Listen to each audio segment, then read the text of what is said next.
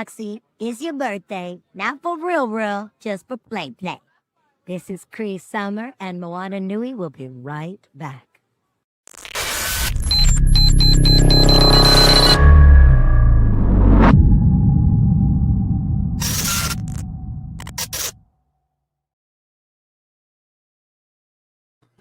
Hey, what's going on, everybody? Welcome back to another episode of Blerdkast, the 2025 rewind episode of Blerdkast, and I am happy to be joined by my co-host, my mod, sometimes guest, sometimes just host because stuff happens. Miss Joy Stevens, how are you doing today? I am doing great. Glad to be here. Glad to be able to come and celebrate the end of the year with you. It's been a good year. It's been a good run. I'm happy to have been a part of this new space we have between Moana Nui and Blerdography. It's been great. So, and Yes, for those of you who are wondering, like, why is it just two of y'all? That's never happened before. It didn't happen now. We're holding. This is the end of the year, so we waiting on, we got rotations of people coming through. So don't walk away from the stream. You might miss the person you were tuned in to see. You might miss the best part, your favorite episode, your favorite one-liner quote if you walk away. So stay tuned in with us because this show is about to be hectic. It's going to be great. Yes, this is going to be a very fantastic episode. But before we bring on everybody, before we get into the hoopla of everything, I just want to say I want to have a moment of joy. Just me and Joy. Let's have a moment of joy together. We just finished Anime Week in Atlanta, and oh my God, my boots were knocked off. I was so impressed with you. I was so impressed with Angela. I was so impressed with Kai and all the interviews that we were able to get given the circumstances. You adapted like that. Like you was just like, you know what? I'm with the chaos because you are chaos incarnate, one half of it, and you just roll with it.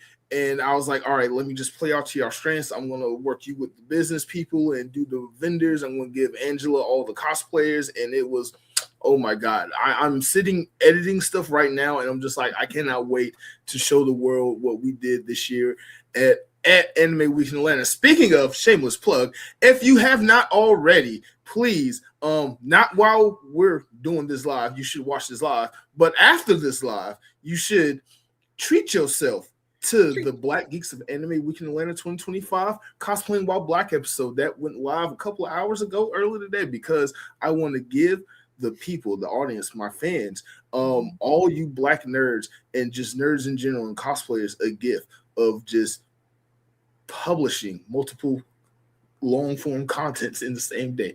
So this is going to be a glorious day. This should happen at Christmas, but you know what? Here we are. We almost at New Year's. Some of the best deals come out a few days after Christmas. So, it is what it is. It is. This is the best deal in town right now. I don't always run on CB time, but when I do, I make sure it's worth it. Okay. I don't know. But before we begin, Miss Joy Stevens, you got me a Christmas gift. You got me this book right here. Yes, I did. Rich auntie money. Oh my God. Like the history of us, but then you don't because so much of it has been like just changing the words like hero and barbarian and invader, just changing the words somehow just blows your mind opens up your mind, let me say that, on the history of the world. This is one of my favorite Christmas gifts that I've ever gotten. I don't want to say where I'm at because I should be a lot further, but Anime Week in Atlanta happened. But where I'm at made me very angry. Yeah. And it was like, oh my God, if I ever go to New York City and visit Wall Street, it's a wrap. I don't think I can handle it because I'm like, how do you honor such a egregious act? But thank you so much. And speaking of gifts, you yourself are a gift. Did you know that? Your presence has been my present all of 2025. Yo, I appreciate that. I really had a lot of fun working with you and hanging out with you and stuff. And it's an honor for me to be involved with all of this. So for you to tell me that I'm a gift, I really appreciate that. It's very special. Like seriously, I think so. Okay, funny story. Prior to 2025, a little bit in 2024 and 2023, you're like in the background or like in the foreground of a lot of my videos, and I just didn't know who you were until like the end of 2024. Yeah, all And of those then, Dragon Con photo shoots, yes, all that Queen Charlotte stuff. Yeah, I was up front, that Rogue stuff. Mm-hmm. yes, that was you. Even in the Blurred Geographic episode where they did the first cosplay your way video, you're in the line, and I'm just going by like with my camera, and I'm like, these people really are annoyed with me with my camera in their face, and you just look at me and he's like, yeah, you look very annoyed with me, but we've been close friends since then. Like, what was it? Atlanta Sci-Fi and Fantasy Expo, when you were doing modding for Angela's panel, I was like, I gotta have you on my channel. I gotta find some way to fit you there, because like you eloquently have a command of the Queen's English, or King. You know, I don't like King Charles. The Queen's English. You have such a really like her either. But yeah, the colonizer English. I am very well versed in the language of my oppressor. There you go. But like I was like, I gotta put you on. Somehow I think I found the way, you being my co-host, my mod, you helping me with my colonizing language, and being more proficient with that, and being a translator from my nerd urban way of speaking. So yes, you have been a joy and a delight, and I just want to thank you so much for being there with me, so much for helping me when I fall, and just helping me succeed, and helping the channel grow so much. You have been one of my biggest supporters in such a short amount of time, and just thank you for being there. You are welcome, first and foremost, and I enjoy doing it. Like, I am here for helping the children's, because I'm matter of fact, we gotta bring some people on soon, because they cutting up in the private studio in the background. Just, I'm watching something about pina coladas and thickening, and it's a mess. But I when I was younger, I thought that my legacy would be like, I would have a bunch of kids and I would raise up these young boys and how to be men and blah blah blah with my husband, and none of that should happen. And so I'm out here single and loaded and auntie level, because I spent 25 years in corporate America with a good corporate job and no kids, no braces, no nothing to spend it on other than taking a trip every now and then. And so now, yeah. Oh, you got a Kickstarter? Kickstarter here, Kickstarter there, little Cash App over here, little subscription, here, present for you. Because why not? Instead of having my own kids, I have like 30 kids. And so you one of my middle children. Oh my God. You give middle child energy. How do I give middle? I'm only the oldest out of all my siblings, so I don't. Okay, all right, no, all right. Not in our world. Dana is my oldest. Dana's actually she's like the oldest child that helped you raise the other kids, and so like Dana is like the Marsha, and you're too experienced to be the youngest, so you're not the Maknae. But yeah, middle child. You give middle child energy. Like, pay attention to me, which is good. Okay. Let's I'm watching these people cut up in the private chat. Y'all. Wait. Before we bring them on, I just gotta ask you, what was your favorite moment on Blerdography, on Blerdkast, on spending time at a con with me, on the millions of group chats that we are in? What has been your favorite moment? Wow, my favorite moment. You know what? I'm gonna be honest. Of course, I'm gonna be honest. Why do people say that? My favorite moment was when we were doing the Queer Folks in Nerdy Spaces podcast, and we got to talking about like self-esteem, and I think everybody on the screen went in on you. Like with like tough love, but a lot of love. And we were like, you worth so much more. Get your shit together, because you were great. And you were kind of trying to receive it, but it was a little overwhelming. But I think that was my favorite moment, is everybody coming together to lift you up.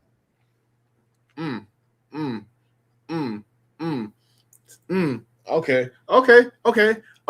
That's interesting, because there were a lot of moments like that in the year 2025 where I got a lot of uplifting and encouraging advice, but also I got roasted like chestnuts on the Well, it's open because you're fire. black. That's how black people show love, especially if they're older. I know. I know. And I greatly appreciate it. Like there's so much stuff that I wish I could put up, but I'm gonna find some kind of way. But when we did the first members only video with Angela and my friend Antonio, they got in on me. But I just appreciate the love because I know that's how we share love. But again, I see the comments in the private chat. Before we bring up the members, I want to bring up one very special person. Miss Dana Morgan, will you please join us for a hot minute? Hello. Hi, Miss Dana Morgan. My first child. So everybody knows I've talked nothing but great things about Dana Morgan. Dana Morgan is the fairy godmother of Black nerd culture. She's the reason why I'm here, why a lot of us are doing what we do, why a lot of people who I'm going to bring up are doing what they do. And I just want to know, how do you do it? Like, how do you just support every single person and literally be up at 4 a.m. going back and forth in voice messages on Facebook groups with all these different people talking about their problems and their hopes and dreams and goals? High level time management. Yes. A lot of I'll use a corporate term of agile, always adapting and everything. But no, it's definitely one of those that whether especially the BIPOC community, we always talk about, we want to see us in spaces, we want to have representation. And Moana and I were part of a group chat in 2018 talking about we needed more media outlets that gave that representation for the BIPOC community, especially the Indigenous and Native Hawaiian community. And pandemic ended up being that door to start Moana Nui podcast for us. And, we've been going strong for 5 years now. But along with that, both me and Moana are indie creators and stuff like that.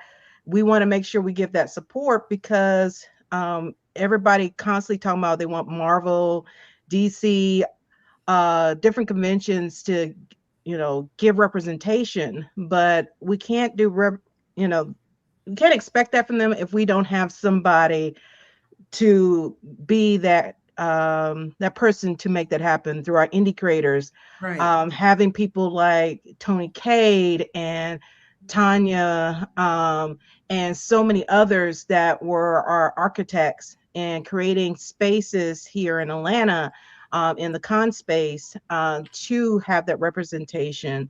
And then also like C.S. Sherman, making space of the Black Geeks of Dragon Con. You have to have that one person to be that to light that fire and then let it grow. And if I'm just that person that connect folks and to make things happen, then I'm doing I'm doing what I need to do. You are 1,000% doing the Lord's work and Absolutely growing a community, an ever-growing community of Black nerds, of nerds of all different aspects of the Black diaspora, of different aspects of the BIPOC community, and we are just having a blast. Like we couldn't have done it without you. You do understand the community. You are the very pillar this community stands upon. So if I can do more to give you recognition, then I can. Speaking of recognition, one of my I have two favorite moments of you from this year, but one of them was your surprise, not so surprise birthday tribute that I did for you. That was a lot of chaos getting that together, but that's a whole nother story for another day. But like when you knew it was coming, and even when you saw it, you were so surprised and like just happy and joyful, and you were showing it off to everybody. I was like, okay, I did good. Dana's happy. Well, it was so unexpected. I know you said something was coming. I didn't know what it was. So it was totally unexpected. And the fact that you were able to get so many people to put that all together is it was a huge thing. And just hearing everybody say stuff and everything, because yeah.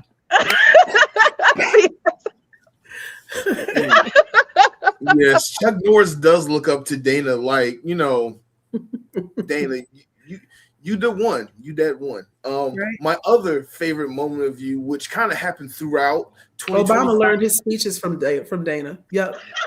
Yeah. Oh yes, I've gotten a lot of speeches from Dana, but through those speeches, she's able to rein in my anxiety and my chaos and my self-loathing and my calming spirit. Mm-hmm. Yes, she's been able to calm me down and collect me together and just like mentally and physically and spiritually help me keep me going. The fact that we're currently doing Blerdkast Live is literally I'm sorry. The comment section has got me choking over here. oh my god. But yes, Dana, you have just reined me in so much and just kept me together when I constantly keep falling apart. And that is one of my favorite things about you. It's not only because you give me that attention, because you literally give every single body else that same level of attention. And I don't know how you do it. Time management at its max. So whatever you're doing, keep it up. And like I said, the fact that we're even doing Blerdkast Live is a funny story in itself, because somebody came to me at MomoCon, was like, Dana really loves this In Nerdy Spaces thing. You should go and talk to her. It was Chris Dunn. Right. You got him to talk to me, and I was going to talk to you anyway, but I was like, oh, Dana probably just think I'm so annoying when I'm always coming to her with these ideas and trying to like do something. And no, you're not. We great minds think alike. So it worked out. The In Nerdy Spaces series started from a previous collaboration with Carnell Holly Pictures and Anime Secrets. We did the first episodes toward the end of that, because we were doing videos for Ranger Stop and Populana, with it being the last year that we thought at the time. So we wanted to do something to help, promote the con and just get the word out there. And through a bunch of mishaps and whatever else, collaborations, they're fun. But because of that, birthed the In Nerdy series. I came up with the idea because I wanted to give it to Angela, because I was like, hey, you didn't get approved for panels at MomoCon. Let's make a panel series or something where you can just host it and do it. And she was like, no, you should make it a podcast. And I was like, we'll see. And here we are. Yes. We did the first episode with Anime Secrets, and then MomoCon happened. We did a lot of live at MomoCon. Yes. Yeah. We was cranking it out at MomoCon. And here we are. Sometimes twice, sometimes 3 times, sometimes 4 or 5 times a month. Blerdkast has been coming to you every month since May. And I've never been happy. I did not think the series would take off and be what it was, and not only grow my channel, but your channel and everybody's social medias that's been on it. I didn't think, like, I've talked a lot about imposter syndrome in the past, and this show kind of helped me work through that a lot, because talking with everybody, talking with the different guests on different subjects about representation, about being Black in nerdy spaces, whether you're queer, whether you're male, whether you're female, whether you're BIPOC, whether you just want to see what anime character is going to jail, which we're going to get into that too. This has been such a phenomenal thing on the internet. I want to take the words of who said this. It was a past guest. It was Charles McFall. Blerdkast Live is the best nerd cookout on the internet. Word. Yes. Word. It's the best nerd cookout on the internet. And speaking of nerd cookout, it's time to bring up the channel members, because without them, this whole channel would have, I don't know what would have happened. But let's bring up all the channel members. Dana, you're a channel member, so you can stay up. Joy, why don't you stay up? But let's bring up Mouse. Let's bring up Angie and Kai, who's a new channel member, by the way. Thank you, Kai. And everybody else that's a channel member. Why don't y'all come on up? We need to tell Miles to join us again. Oh, yeah. Let me do that. Hi, Kai. Hi.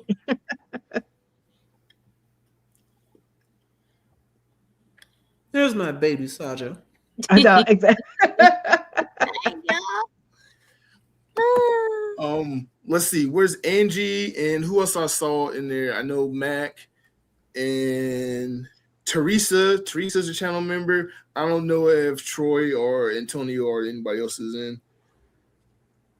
Oh, yeah, we're at full studio. So if he's trying to join, we probably have to, we still at full studio.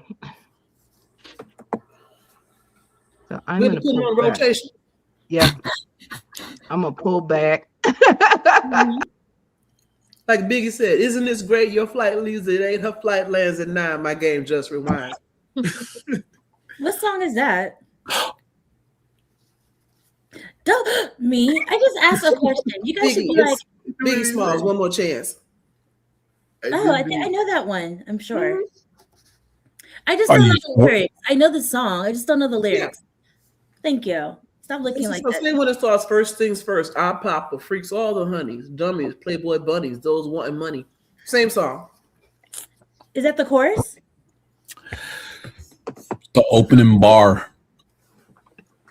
It's I know okay, the Nana. chorus. I only know bits and pieces of the song. Thank you. I know the chorus. So So the chorus is one more chance. yep, I know that. Give me one more chance. That's the song. Yeah, I know that one. It's all the same song. Gotcha. And we're done here.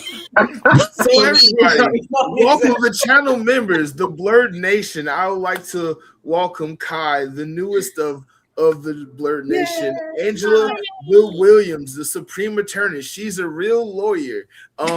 Teresa Kennedy. Oh my God, you have been one of my favorite people of like the last 2 years. You've been there like since the beginning. Mouse, who just joined.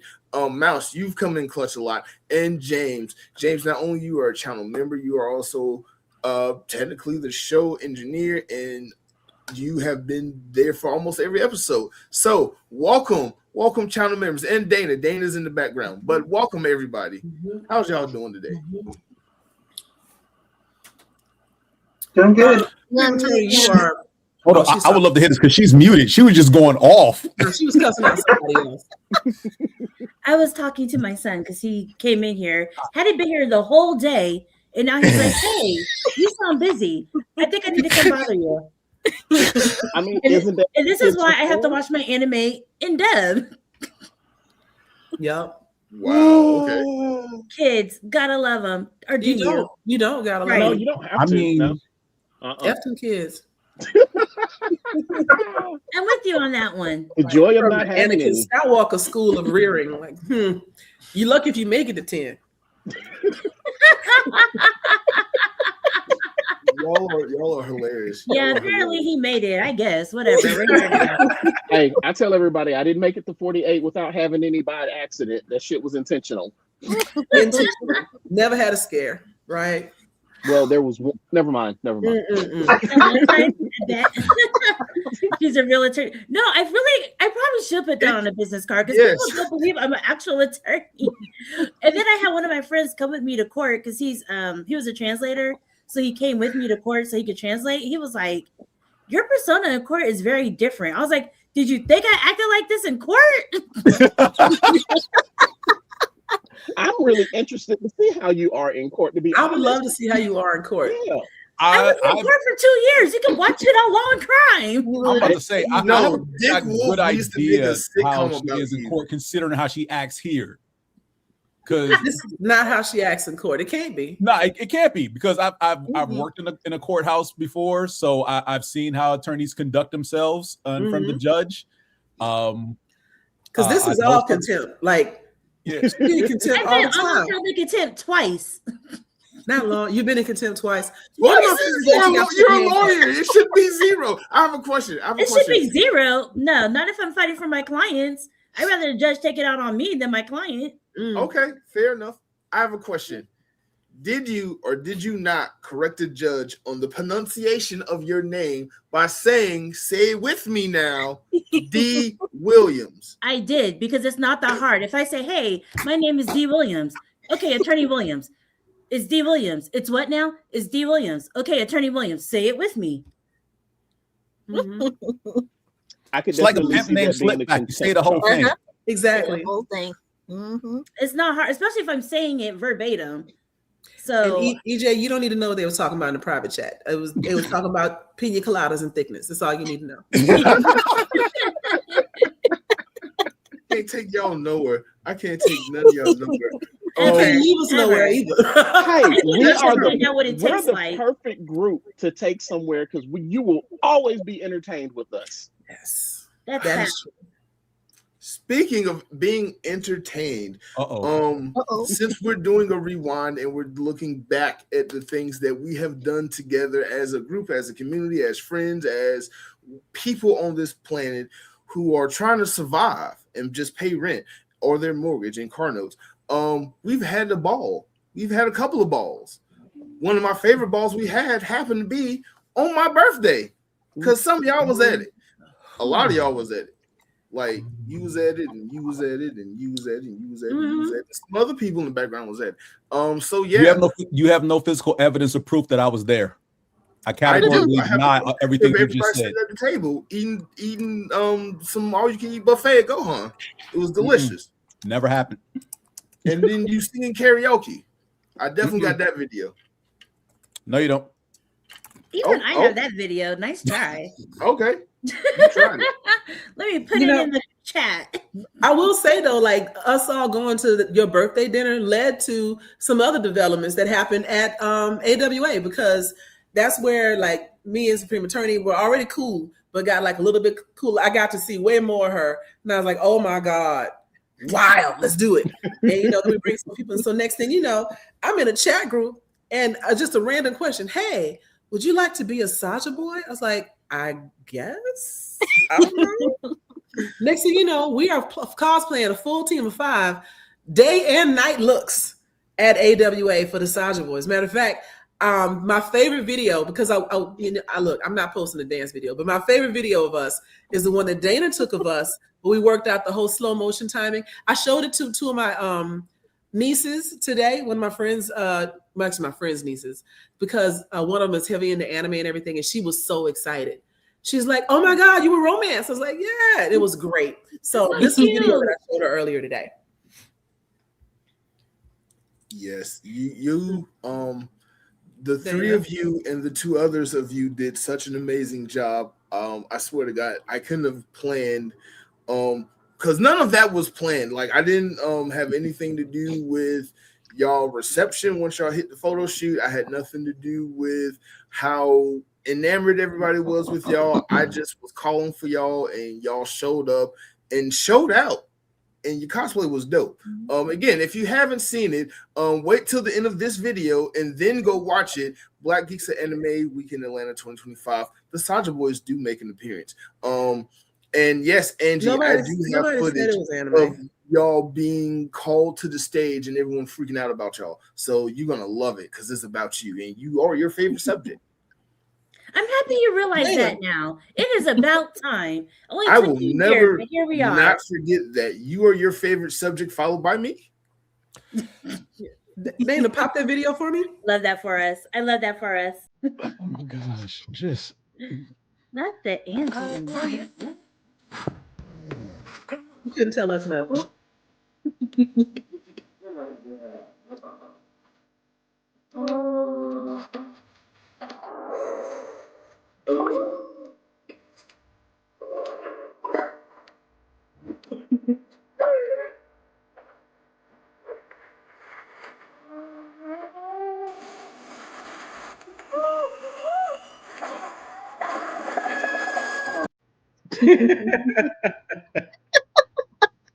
Oh goodness. Oh God, that will be my most favorite moment, because we're all like, him toss, and then we get the mystery, and you're just like, like what? And we're like, you know what? You can keep it.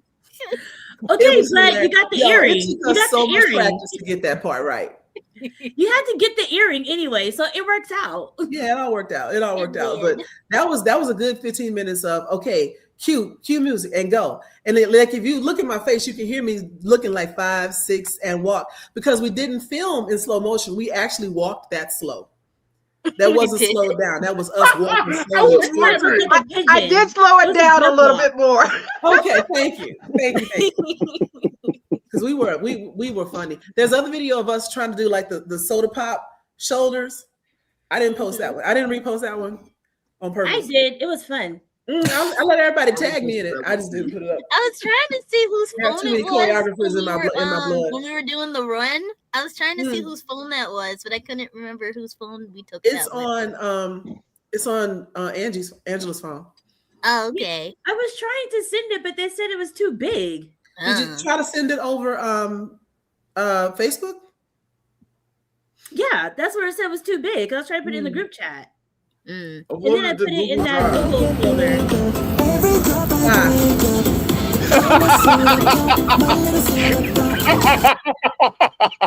Yes.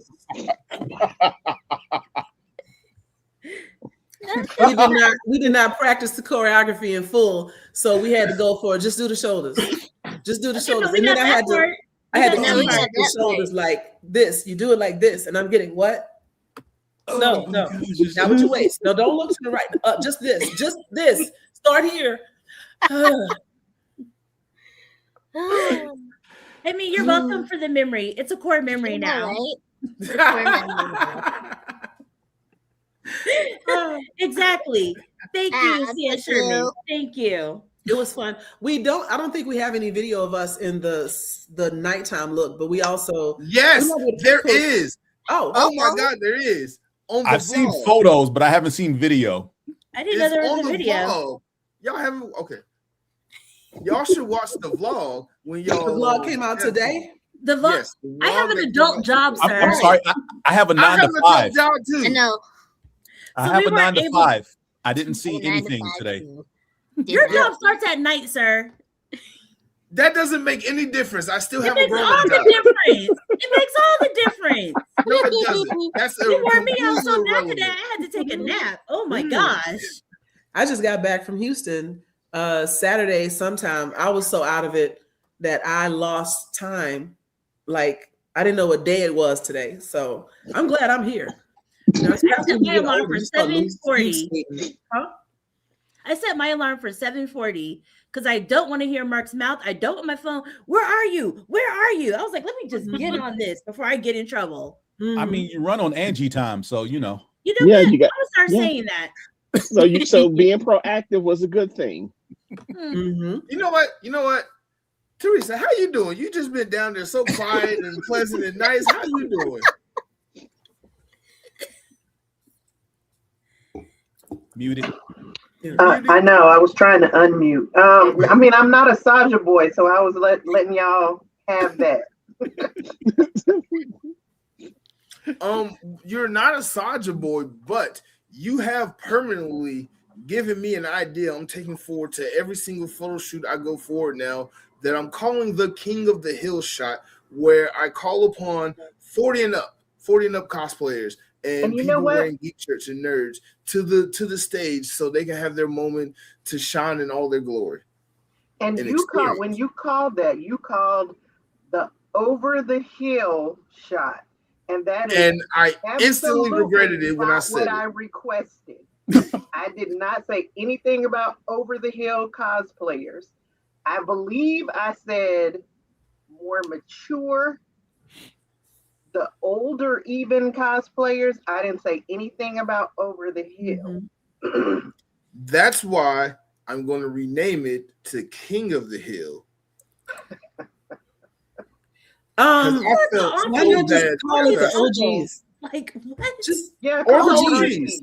The aunties and the unks. Right. Just OGs. Just the OGs. Nah, No. What? Someone Because in if the you say comments King said of the Hill, also they might be looking for King of the 35. Hill cartoon cosplay. That's true. That is true.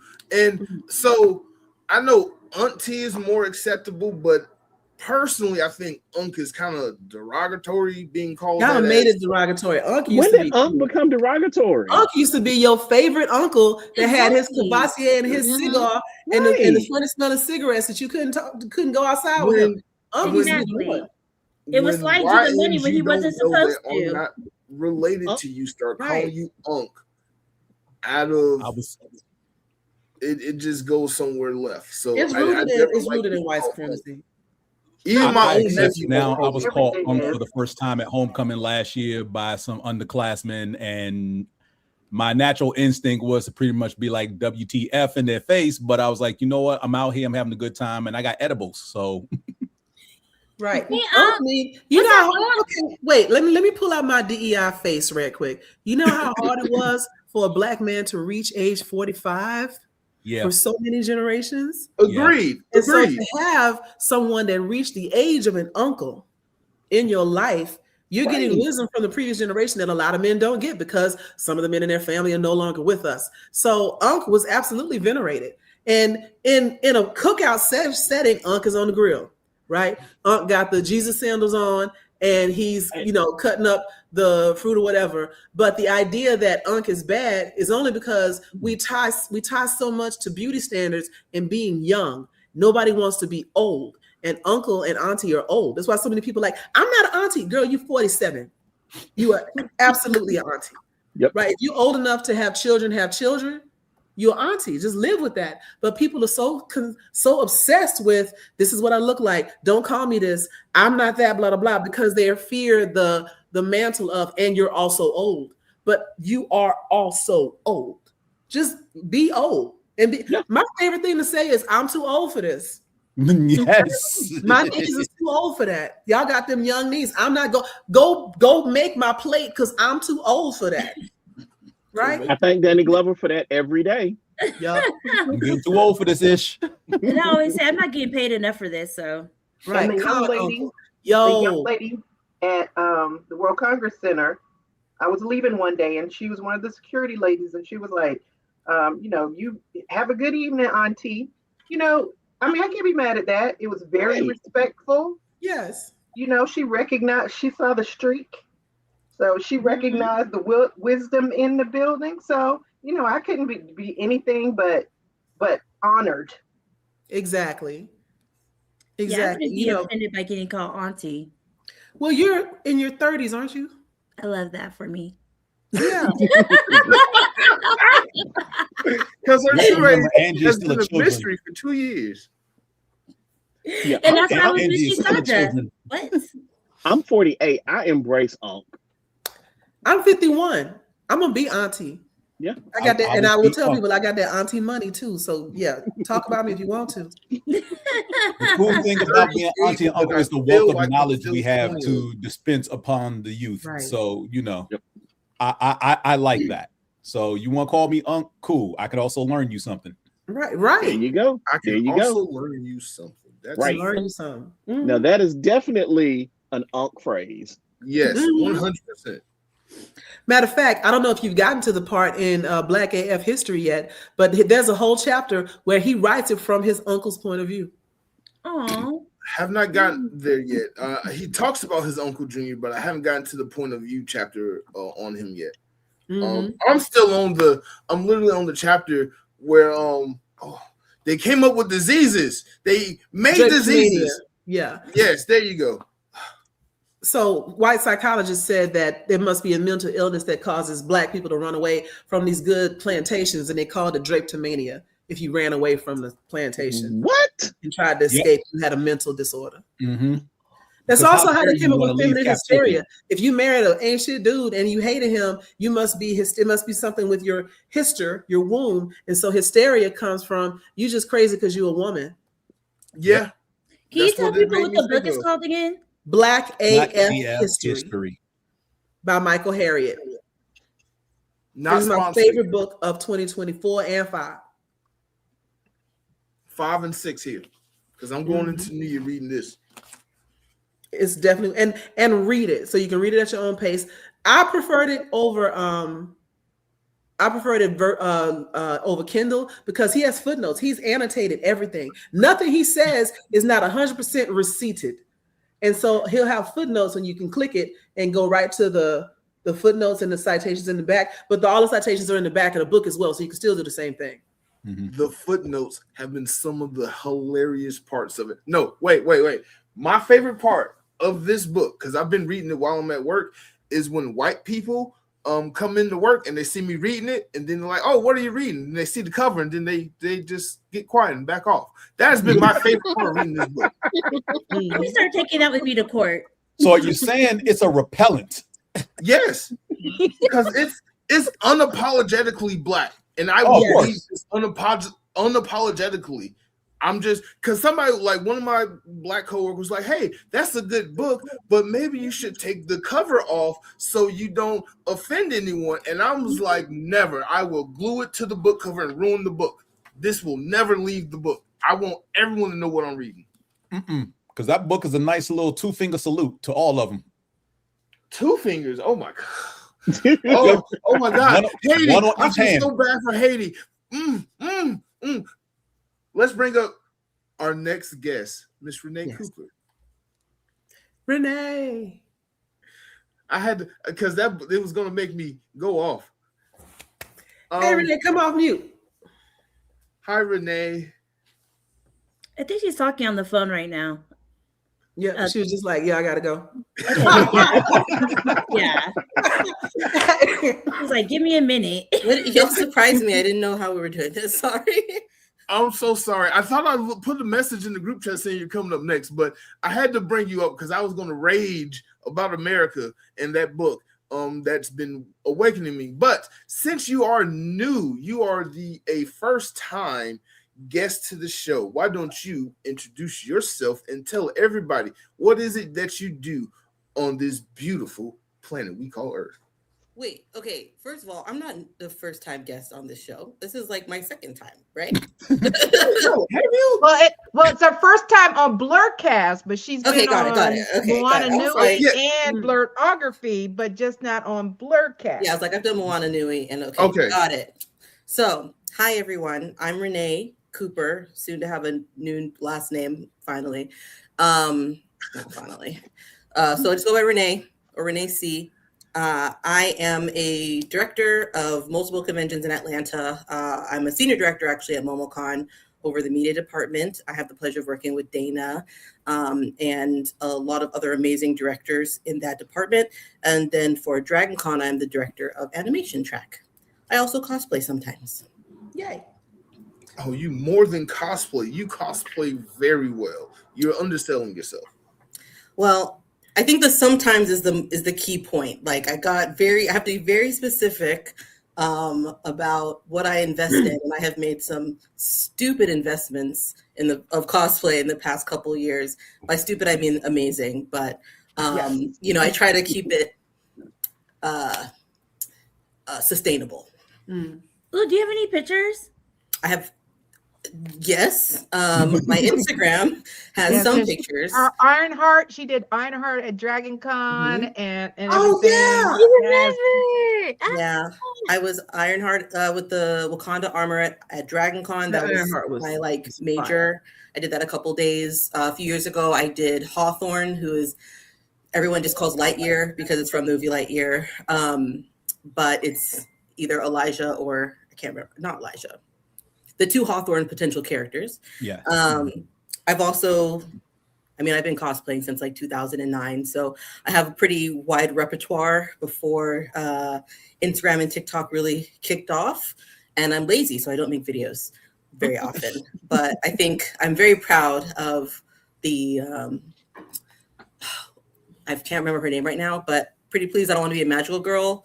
I did Aika is what your name is. And I just was really happy to see that there's more like representation of Black people in American and like local animation. So I try to tap into those. Of course, I'm looking at your page. He was right talking about Mariah Carey saying she sings a little bit. Okay, well, Mariah Carey is lying. Like, You know what? Like either Dana or James, one of the admins back here, pull up her IG and let's stalk Right. her IG real Oh my quick. gosh, it's gonna be a bunch of silly. no, because she is really downplaying it, and it's so funny. Yeah, I want to see it. 100%.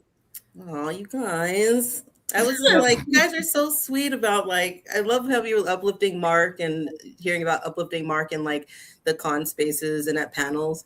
So it is really nice to be in a room full of like us that have done this for a while, and just to know that like we can keep going. Like, you know, you're so sweet. It's so nice. It's easy when it's the truth. Right. Yeah.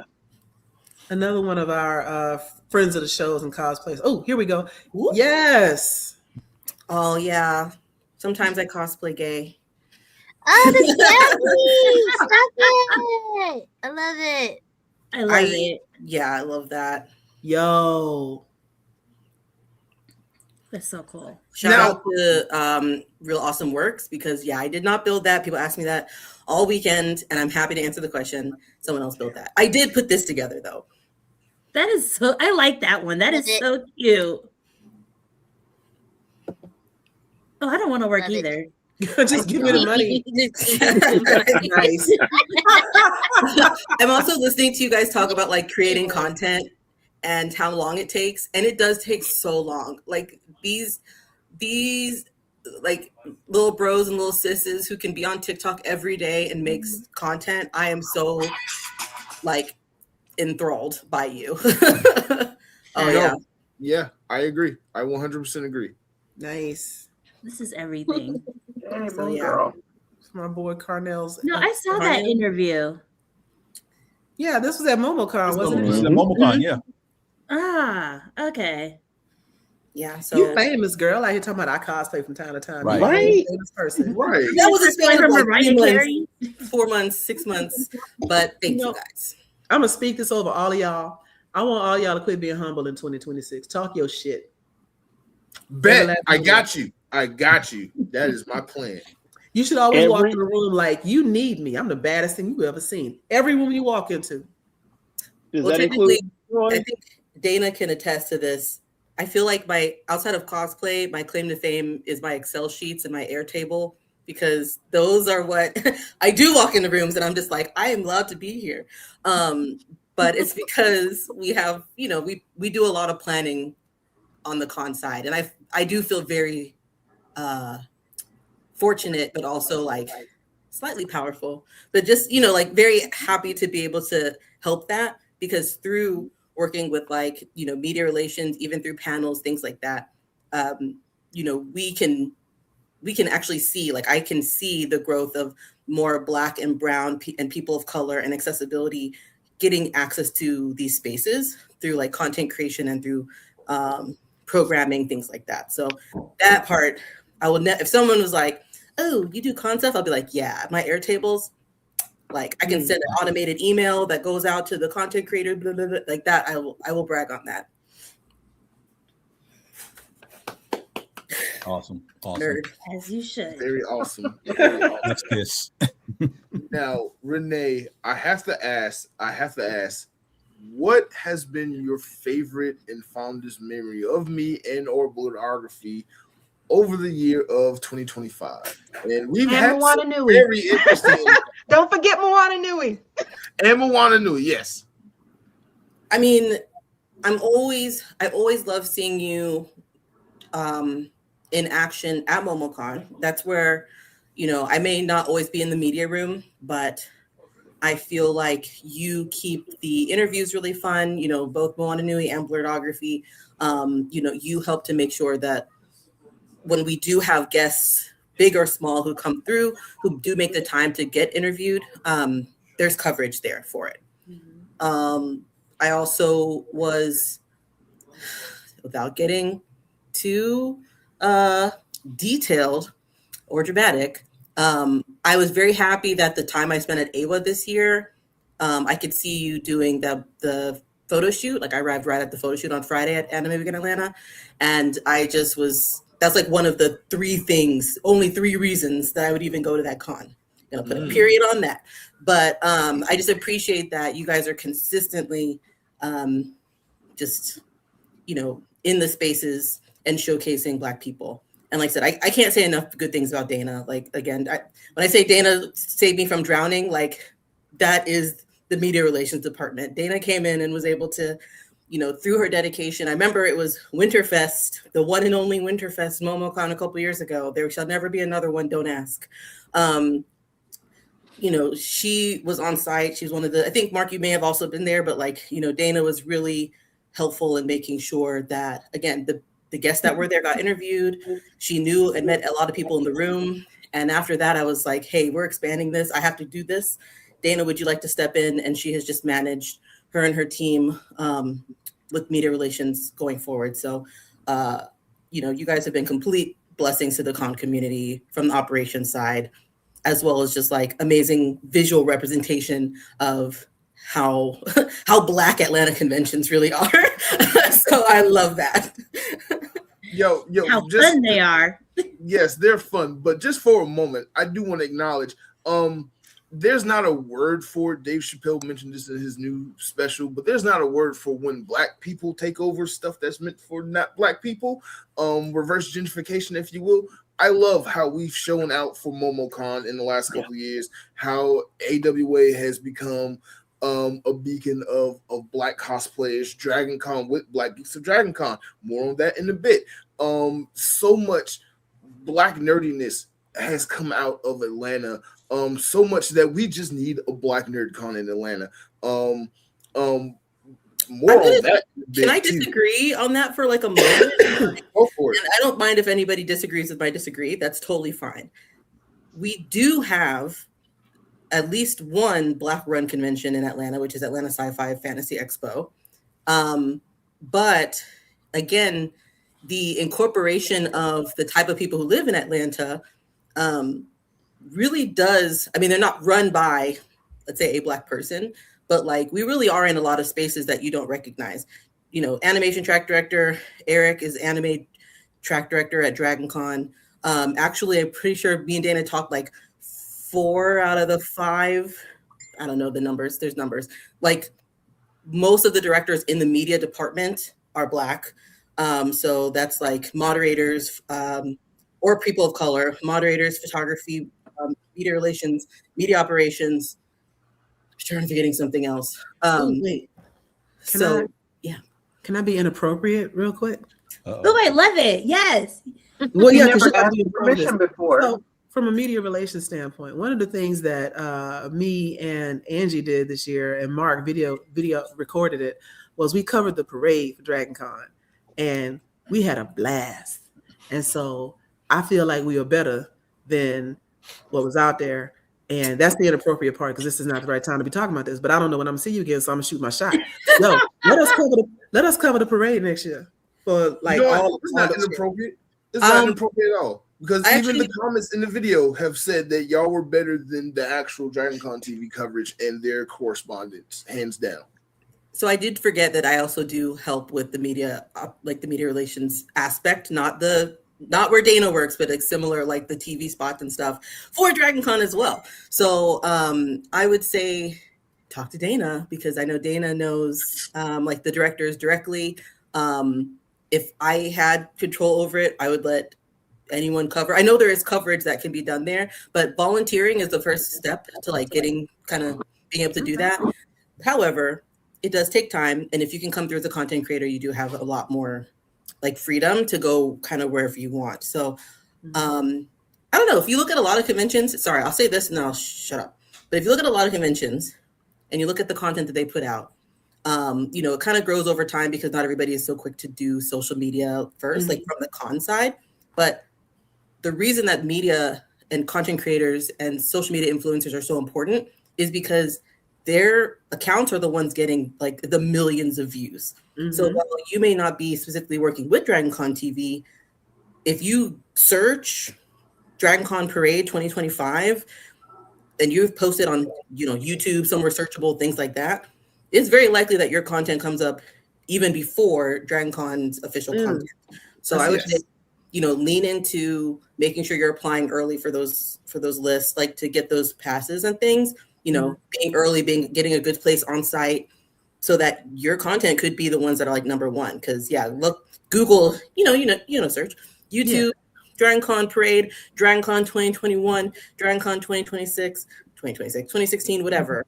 And it's always like cosplay music videos, parade videos, things like that. And now it's becoming more like influencers, cosplayers, and all that aspect. So you could beat out numbers. Here's my plan. And we can say that we created this, and I let it be we, because again, rich auntie, I like to give to the community. We created on this night this new idea, because I know that Marc, you wanted to have me and Angie do like our thing on your platform as the Chaos Twins, if you will. If we start hashtagging all the stuff we do Chaos Twins, we'll have a following by the time we get to Dragon Con, and then the Chaos Twins covered the parade will be a whole thing. So that's the plan. It starts now. Let's get on that. Bet. And Renee, I'm gonna definitely pick your brain after the show, since you run an animation track, because I have some ideas for a panel after dark, because adults watch anime too. Yep. Yes, again, animation. Yep. I can tell you who does anime, but we absolutely but we use the same form that I created. We use the same programming form. So once I get that done, I'd love to talk to you. Like, you can talk to me whenever, and I will send that over to you so we can kind of like add that to our schedules. Because we always do more content. I also wanted to pick out, like, I saw that you put the comment, you said K-pop Demon Hunters is not anime. Oh, and it's not. Like, I know you just said your niece liked anime, and I was like, I had a PTSD from because I realized too late that did fall under animation track. And when I tried to make the panel, all chaos broke loose because I had to tell little girls that they could not make it into this panel room because it was too small. So I was just having like little flashbacks, World War II style, to that being my responsibility. Next year, it won't happen that way. But this year, it was a little chaotic. So there, had a great time. But anime track was just like, we don't care. Shout out to them. We actually used their room because it had like 30 more seats in it. But I was just like, it was because you mentioned your niece or something. Like, yeah. She's legit in the anime. Like, we were talking Sword Art Online earlier today. So and she reads all the manga. She's on book 8 of One Piece. I don't even know what that timeline looks like. So I think there are 100 books. Oh, higher. Yeah. So I told her I wasn't going to join her on that journey, and she could do that by herself. Mm-hmm. I mean, the fact that the creator just announced that they just finished season 1 of One Piece, only season 1. Oh my God, are you serious? I think he's trolling, because I think he does that to mess with people. Ain't no way. It is a test of endurance. It is absolutely a test of endurance. I mean, if you I just started it. Make you through retirement. No, it's in the digital track. Oh, that's a good question. But could it be in the anime track also? We'll find out next year. Where's that panel? What room? Right. Before we go on, I just got to share my favorite memory of Renee from 2025. Actually, I have 2 of them. One of them is very funny to me because it happens every year. So I see you sometimes at MomoCon, but most of the time you are like a blur. Like, you'll photo or video bomb me and then you'll disappear because you're just so busy. And I will never see you until I'm editing MomoCon videos. I was like, oh, that's Renee, who just came in and then flew off somewhere. That's you. And then my other memory, and this is an embarrassment on me. So I suffer from cosplay blindness. It's a disease where you don't know who people are when they switch cosplay and clothes and stuff, and you're overwhelmed. And I came up to Renee and we was talking, and she was with Mr. Montreal, Navy Montel, and we was all just talking, and she was like, Marc, that was me in that cosplay. And I just like, oh my God, like, I swear to God, I need to get better. I have a disease. I swear to God, it's like reverse Superman blindness or something. Totally different person right now to Marc. I just want y'all to know that. James left a mouse. It happened with me and Joy. I was literally at AWA and I was like taking pictures and video, and then like I talked to Joy the day before on like Messenger, and then just totally, you know, did not recognize. Yeah, like when I posted myself on IG, she goes, "That was you?" I was like, "Yeah." That's most of my responses on Instagram. That was you. I saw it. So it's okay that happens, because you know we be rocking different contacts and color hair and different things. So you know, no, it's bad. It's not as bad as when I went up to Dana Morgan at AWA 2022 and asked her where Dana Morgan was, and she looked at me very confusedly. So wait, because you were probably there too. So yeah, I have a problem. It's because you only see us through email. You can't tell, like, we don't have our names. I mean, they are on our badges sometimes, but sometimes they're not. So, you know, it's you don't go give him by an your excuse. Don't give him an excuse. Don't do that. Don't do that. Because there are people who I volunteer with year after year, and I'm like, who is that? I don't know who that is. I know something about workshops. Like, that's how I know people. So, and they don't cosplay. They just exist. So you're okay. But I love those. Thank you. So next year at Dragon Con, when I come up to you and I just refer to you in cosplay, you know why. Yes. I don't know who you are. Did you know I was at the that sing-along panel? Did you? Oh, yeah. Well, I knew who you were then. Because I was like, oh, you look like Renee. It's Renee. And I'm like, okay, obviously, if it looks like Renee, it's Renee. Like, just you look like Renee. That's why you don't have to You know say why? everything that comes to your head. Because You you're just- Renee. Oh my God. I swear it's okay to just be like, you know what? I'm gonna say the quiet part in my head, and I'm not gonna put it out there. Nope, say the quiet part out loud. Oh, you're coming up next, Miss Tanya Woods, because you. Oh, okay, that's a funny story too. But Renee, thank you for stopping by and coming on and sharing your memories. I don't want to keep you. We got other people who want to come on and say their piece, but I look forward to miss cosplaying you and forgetting who you are all in 2026, and seeing you as an after image in my edits in MomoCon. So thank you so much. You have done so much. Oh, also, my favorite memory of you were the one who told Dana to reach out to me to apply for press at MomoCon when that Winterfest vlog came out. I think you were the one who convinced Dana to talk to me. So I owe you some flowers too. Oh, well, thank you. Reintroduce yourself to me anytime. Yeah. It's wonderful joining you, Sherman. I see you in the chat. Definitely love on Sherman so much when he goes on, as well as Tanya. And I don't know why you keep calling Antonio. I don't know, Antonio. That's a new thing for me, but I'm gonna keep watching. But yeah, thank you all. And I'm going to feel free to drop me, and I'll see you in 2026. All right. And Mark, you're bringing that up. It actually was like us just having conversation, and I both of us agreed that, hey, Mark need to really consider doing press. And I was like, let me go talk to him. I think it worked out. I think y'all made a really good decision. And before you go, Renee, I just want to thank like all of the beautiful Black women that have been supporting me in my channel and my journey from day one. And it's kind of why I work so hard to make sure that all of y'all beautiful ladies and the gentlemen too, but mostly the ladies have a voice on my channel. Y'all will always have a platform. Teresa, how you doing down there? I know you've been quiet for like the last 20 minutes. How you doing? I'm always quiet. It's okay. You can ignore me, but I'm good. No, I'm not ignoring you. You're like everybody's my favorite, but you're like special to me. I still don't understand that, but I appreciate it very much. But we won't hold you on. Thank you, Renee, for coming on. Thank you so much. I would like to bring on the next two guests. This will make 10 on screen at the same time. Mr. Tony Cade and Miss Tanya Woods. If you could please so. Hi.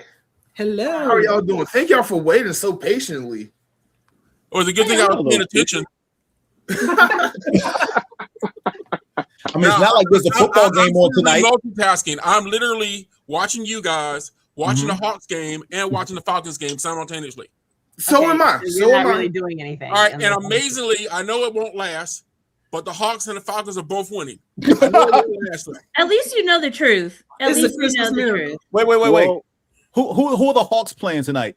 They're playing the OKC, Oh yeah, that won't last long. but they're winning And the now Falcons are without playing the Trey and Rams. without Jalen Johnson. Fair enough. I was going to say, because if they were playing Washington, that's a guaranteed dub. Are you sure they done lost to some bad teams? The Wizards are trash.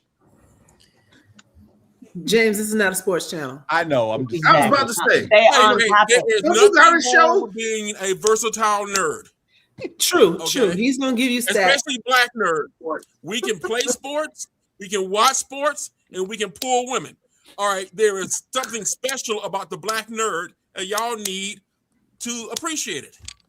I'm pretty sure somebody who played D&D and loved sports came up with fantasy football. That sounds right. That tracks. Because that's all fantasy sports is. D&D for people who love sports. See, that's a prime I'm old moment. I do not get sports anime. Somebody mentioned that in the chat, and I don't get it. What Like sports? I'm very niche. much a big bot kind of a girl, and whenever Hey. I see people talking about Giant romantic Mecha The Rules. way I had a crush on the sports dude from anime, Big I O am- back in the day. Yo, Giant Big was O first was love the anime. shit. I'm so mad that it didn't last longer. All of that is a metaphor. But anyway, So I will say this, and I will promise I won't talk about sports for the rest of the show. Sports anime is good for learning about the particular sport in the anime. So if you're ever curious, so if you've never watched the sport, football, basketball, volleyball, swimming, golf, tennis, whatever it may be, You may there's have an anime for literally all of those sports, and they will teach you the game as you're watching the anime. So aside from the plot, you're also learning something. I never paid attention to the rules. I'm not gonna lie. I'll just have to rewatch everything again. yeah, So I like I mean, that. I know a couple of titles for each sport. So But Eureka 7, I don't remember there being any sports, and maybe I just been so long since I watched. Eureka 7 is not a sports anime. They Yeah, I thought play that was a some big games. anime. They play some sports games in the anime, but it's In the not anime, yeah, but it's not a sports throughout. themed. Okay, Yeah, it's not a 'cause sports I remember themed there anime. being some weird, like, I don't know, angels and floaty things. Mhm. The weird, No, that was the first one that I was like, what? Yeah, no, that's the Eureka 7 that I watched Yeah, the like basketball. 20 years Yeah, ago. even though it's spelled Eureka, but yeah, that's a whole nother thing. Well, See, I they never said Eureka. You gotta represent. You gotta respect that. I don't know. I think I know. Leary on Ice, though, I think that love was fueled by fanfic. I said, Someone's saw fanfic is Yuri Yuri on on Ice. I oh, never saw it someone, because I thought it was actually Yuri. someone, Somebody have you told me been it was on Yuri Cutter. AO3? It's not just someone's, it's someone's. Holy crap! I have not What's fully wrong watched with it? Yuri on Ice in its totality. I have seen episodes here and there because other people I know like it. Wait, Yuri on he's got Ice. the clippy. Wait, you have Martial to show arts some sports is anime? a sport. Okay, Oh, sure, yeah, yes. martial arts. Okay, I will accept that. I just learned what that word was during AWA. You're What's that? welcome. Yaoi. Oh, yeah. Oh. Yeah. It's my favorite genre. I am not surprised by that. Yaoi paddles. And what's funny is for the first time I saw it somewhere else. Somebody was joking around about the stray kids. Somebody's like, "Yeah, boom, right in the yaoi," and I was like, "That tracks." Yep. No, ATs too. Oh my god. Babies kissing on each other so hard. It's It's ridiculous. so hard. To be a statini is not for the weak. Not for the weak. Nope. It's fun though. But I promise I'm not going to derail this. I had to balance out the sports with some K-pop, but now we're back in the middle with. No, we're not. No, we're not. Oh, your little wolf chan is cute. Oh my god, thank you. See, now y'all are just messing up over there. Oh I my mean, y'all God. started talking about sports, so we had to. Oi, oi, oi. I'm done. I said my piece. I'm done. All right. Wait, okay. the man, All right. the man show. Let's The- bring it back on track. Women like sports too. I just don't, unless No, it's no, too no, no. deep. Oi. That's from the man. Does anybody else remember the man show? Yes, I do remember Yes. the man show. Okay. This is from Stray Kids. Oi, oi, oi. Like what? No, what? So since you don't watch sports, you don't know that a whole lot of people say Aussie, Aussie, Aussie, oi, oi, oi. It has Oi, nothing to do with Stray Kids, but it's because Bang Chan and Felix are from Australia. That oi, oi, oi is a sports thing that Stray Kids also does because they're Australian. I like the Stray Kids version. Okay. Word. I already knew where that was going. Mhm. Oh my God, right? Felix's voice is Felix's voice everything. is bae. I think I should start buying Louis Vuitton because of him. No. Okay. Stop that right now. Anyway, so we were going two guests down there. We were going through talking about people's favorite moments. And Tony, you're in the middle of so many things, and you are a hub of so many things. And so I'm not even going to before you go too much farther, after reading all of the stuff over here in the private chat, I now feel that I need to be spoken to as Elder Tony. Elder Tony. Yes. I think you forget that I've known you for a very, very, very, very, very long time, and you've always demanded you get yourself titles. So I love a good title. Okay, new. Elder Tony. So wait, so are Elder and OG the same? No. Elder and OG could be brothers. Like the elder is the one that you go to for like knowledge and wisdom and understanding, and the OG is the one that you go to the trunk with during Thanksgiving. Got you. Yeah. Just call me ma'am. Yeah. Oh my God. I'm gonna call you lady. Call me Lady Angie. Oh my God. What? I almost want Just let the Sharingan do its thing. I want to back out of this broadcast so that Sherman can get up in here because he is cutting up in the comments. Sherman's awful. Then he'll act like everything is cool and that he's just all calm, all professional, and then he'll just slide in random stuff. Mm-hmm. I mean, he's not Sean's wrong. the one that like always invites me to like, hey Tony, we're doing this thing at Dragon Con after dark. I need you to come and participate in it. And I'm just like, after dark, okay. No. So I can just say anything that pops in my head, and he's like, yeah. So like, okay. Thank you. Yeah, Commander Tanya. Mm-hmm. Oh yeah, my so God. Tanya don't play. Or can I be Commodore? Anyway. Yes. Yeah, Commodore. Commodore sounds better. So there was a question coming or something?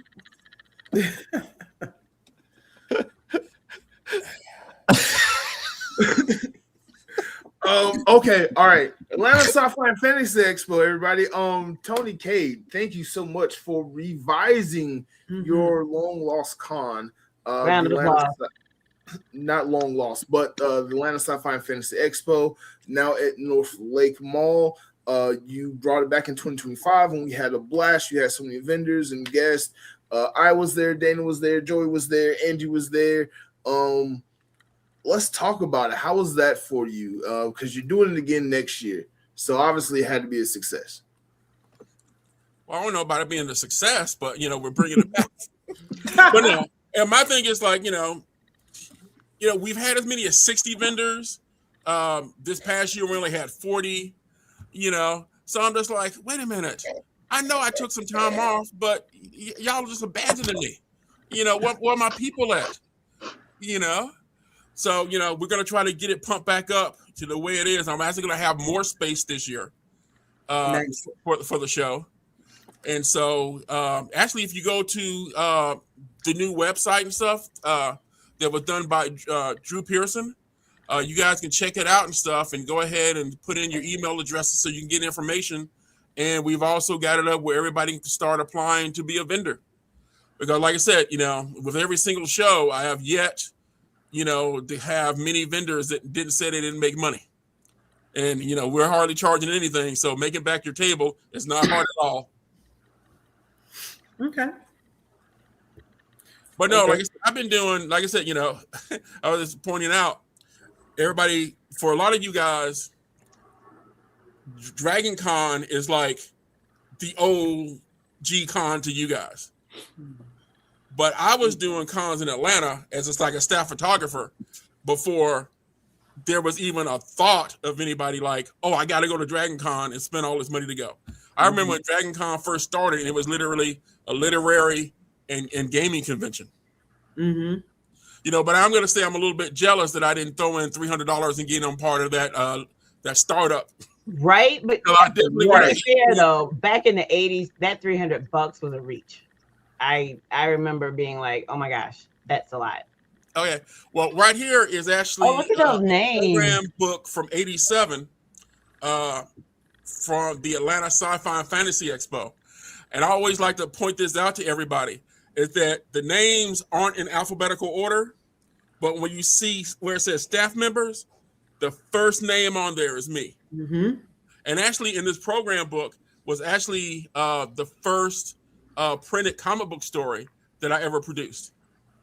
That's awesome. It is. Nice. Yeah, like I said, I was doing the whole, con photography, and of course, I didn't have any podcasts back then because it didn't exist.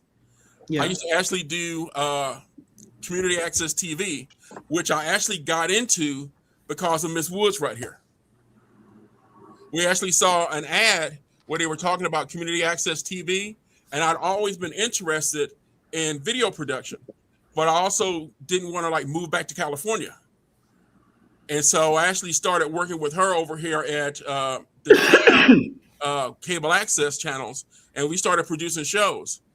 And so my show was Sci-Fi Atlanta, and I actually went around to all the different conventions interviewing guests way back in the day. We had to do editing with 3/4 beta tapes. Yeah. What is a beta tape? What is it? I feel like you're trolling right now. I really feel like you're trolling. I know what VHS is. I don't know. So 3/4 inch tape is literally 3/4 inch tape. The tape was about twice the size of a VHS tape, the 3/4 tape, and then beta tape was the one that came after, and it was like an 8mm format. And it was actually a little bit better quality.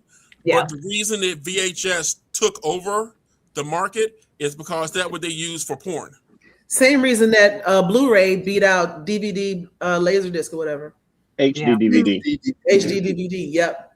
Whichever way porn goes, that ends up being the most mass produced, and so it ends up taking over the market. Yeah, community access was a good time, though. I met a lot of people there. In a roundabout way, you can say that the porn industry has helped PlayStation become what it was today, because PlayStation always happened to pick the same format that the porn industry did, and so, Wow. Smart. It was smarter than Sales. But no, I was actually doing the show, and unfortunately or fortunately, I actually stopped doing the show to open up my comic book shop.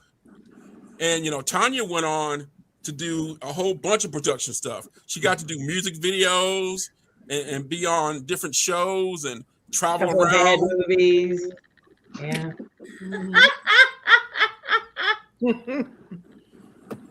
Oh my God. Okay, you're coming on the show soon, okay? You'll be up soon. Save it, Sherman.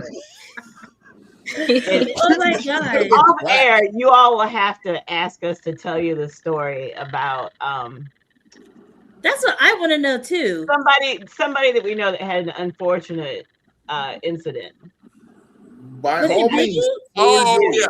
Well, their name is listed on the staff. It is, so we're not going to talk about it. That's what made me remember that whole event. It was funny, not funny. But yeah, and he would have had to speak to the Supreme Attorney there. I don't know. I kind of want to know what y'all talking about now. No, right? The statute of limitations has passed. Probably. We'll say that we had a mutual who thought that he was, I believe the story was, he believed that he was booking a video calendar job. And he showed up and it was something else. And about 5 minutes after he got there and realized that he was in the wrong place, the cops showed up. Ooh. And, yeah. Bad boys. Actually worked for a local station and was moonlighting with their equipment. So during his perp walk, they've got the station's equipment. Oh, and the thing about it is his name. Yeah, his name did not help the situation at all. Fitted so perfectly when it popped up on the screen. Okay, put up the program again. I'm see if I can get we don't want to mess up his life now. Okay, we'll leave his life alone. Oh, is he still alive? Okay. His name would happen to be Richard Johnson, and he just went by a nickname for short, did he? Close. No. Close. I bet I know which name it was. Because you were reading. Yeah. That's hilarious. I can't wait to watch this back. Yeah. I'm gonna pause it right here and look for that name. It was an event. And then, I you know, it's one cannot of the things that wait. you don't get to actually, it doesn't really happen at cons anymore because now there's social media and there's so much coverage that you don't really hear about these events and you're shocked, right? Right. Because everything happens in near real time. So, And so Tanya and I were doing cons back when there were like 10 black folks at the con. yes. And we all knew each other. Mm. So you couldn't help but spot us across the room. Which I must say that I took like a brief break from cons when I went to graduate school. And so there was like maybe 2 or 3 years where I was too broke to do anything except bemoan my student loans. Mm. And when I came back to Atlanta, and this is like the early aughts, I was like, where did all these children come from? There were so many of them, and I was so happy to see them, but I was just like, oh. There were people I didn't know their names. They were much younger because, you know, most of the early us elderly, experiential, extra high XP types, you know, we were still on the scene, but I was like, whose kids are those? Because they weren't our children. Mm. They were just strange children from out and anywhere. Which, by the way, if I had to say the one thing that I have been most profoundly grateful for this year has definitely been the representation that this show and your platforms have given the culture, right? Because back in the day, it was just us. And a lot of times we feel like we can't enter spaces if there aren't other Black people there, which I always tell people, show up and there will be Black people there, and whatever it is. But yeah, just having the coverage and letting people see that, yes, this is a place where you have a space. You can come to this. You will enjoy yourself at this. There will be other people there. There can be a safe space there for you. It is fine to come and experience these things. I have a person in my life who is a bit older. He's not a youngster. He had never been to a con before. And I tried to ease him into it by taking him to ASFE. And he bought himself a little one-piece hat from a vendor. And when Dragon Con came around, I was like, hey, do you want to come to Dragon Con? And he was like, oh, I've seen it, but I don't really, but I was like, I have a badge because somebody had bailed on me and I was holding a badge. I was like, dude, come on and come. He came and I was trying to prep him. I was like, you know, go through the app, pick a bunch of stuff, try to get to whatever is closest to you when you look down and realize that it's time, but don't be pressed if you miss something. And I was like, you know, just come and have a good time. I saw him for a few minutes the first day. Then he told me he had gone home to buy a tablet because his phone wasn't holding enough photos. And now my guy is like, I'm getting a hotel room. You're going to help me with my cosplay. He was like, I don't really have a cosplay. He got there and he was like, everybody has on a costume. And I was like, well, not everybody. There's plenty of jeans and t-shirt people. And he was like, yeah, but I want a costume. I was like, did you not buy that one-piece hat? Do you not own a red t-shirt? Right. Buddy, he had a blast. And I love seeing that. And, you know, things like this platform that allows people to look inside, to take a small peek and be like, wait a minute, there are people like me that are there. There are people like me that have similar interests. And so that's what I have been most grateful for all of you. And I thank you so much for all that you do. Because I got to tell you, I had cut back on my con going. I ramped it up this year, always accidentally. I'd be like, I'm not going. Anime Week in Atlanta, I'm not going. Friday rolls around, a friend of mine is like, you're coming, right? And I was like, well, I guess. But everywhere I showed up, you guys were always there. You had your cameras, you were interviewing people. You were making sure that those stories were being told. Because sometimes even when we are in the room, even when we have a great product, like I saw you guys at the Indie Showcase at DreamHack, and I saw who you were talking to, and that's important. That's important because that's another one of those spaces where we are there, but people don't know that. So I very much commend you for all of your hard work in showing up, because that's what it's really about. People talk a lot. And I know that Marc has heard me say this. I don't like people that talk a lot. I like doers. I'd much rather you do and don't say a word to me than you just endlessly yap and nothing is happening. Thank you on that. You know, we have James and I have another friend that I guess stumbled into cosplay. He was dead set when we first met him. He's a friend of ours named Fred. That is his name. His name is Fred, but I call him Fred. You have to say it like that, Fred. And I will say, Fred, this is after dark, right? Fred is a pretty motherfucker. Like, it's annoying. He's annoyingly pretty.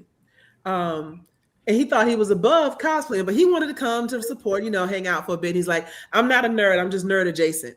But as we were going through, he saw a Mandalorian helmet that he wanted. Oh, there's your first purchase. The slippery slope begins. And so he was like, well, you know, I'm not gonna get all that gear and everything, but we're like, there's a Mandalorian photo shoot. He's like, oh, well, I can't just wear the helmet. I was like, and so then he likes to wear suits. So he became the business Mandalorian. I love it. People loved it. They love the name and everything. And so now he's rocking the Mandalorian outfit, right? I had tried to get him to cosplay as the Duke from Bridgerton because, again, pretty motherfucker. He didn't want to do it, blah, blah, blah, blah. But when he saw how much love I was getting as Queen Charlotte, next year, guess who was the Duke? Right?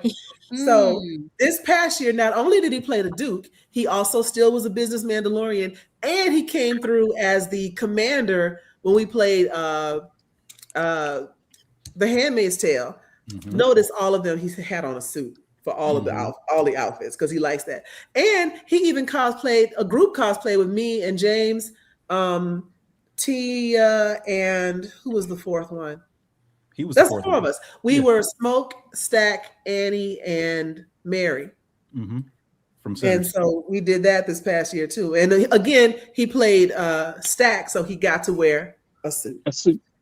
But he is deep in the car. But that's what the point of the whole story, because I rambled way too long with that. But the point of the whole story is this is someone who he is like pushing 60, right?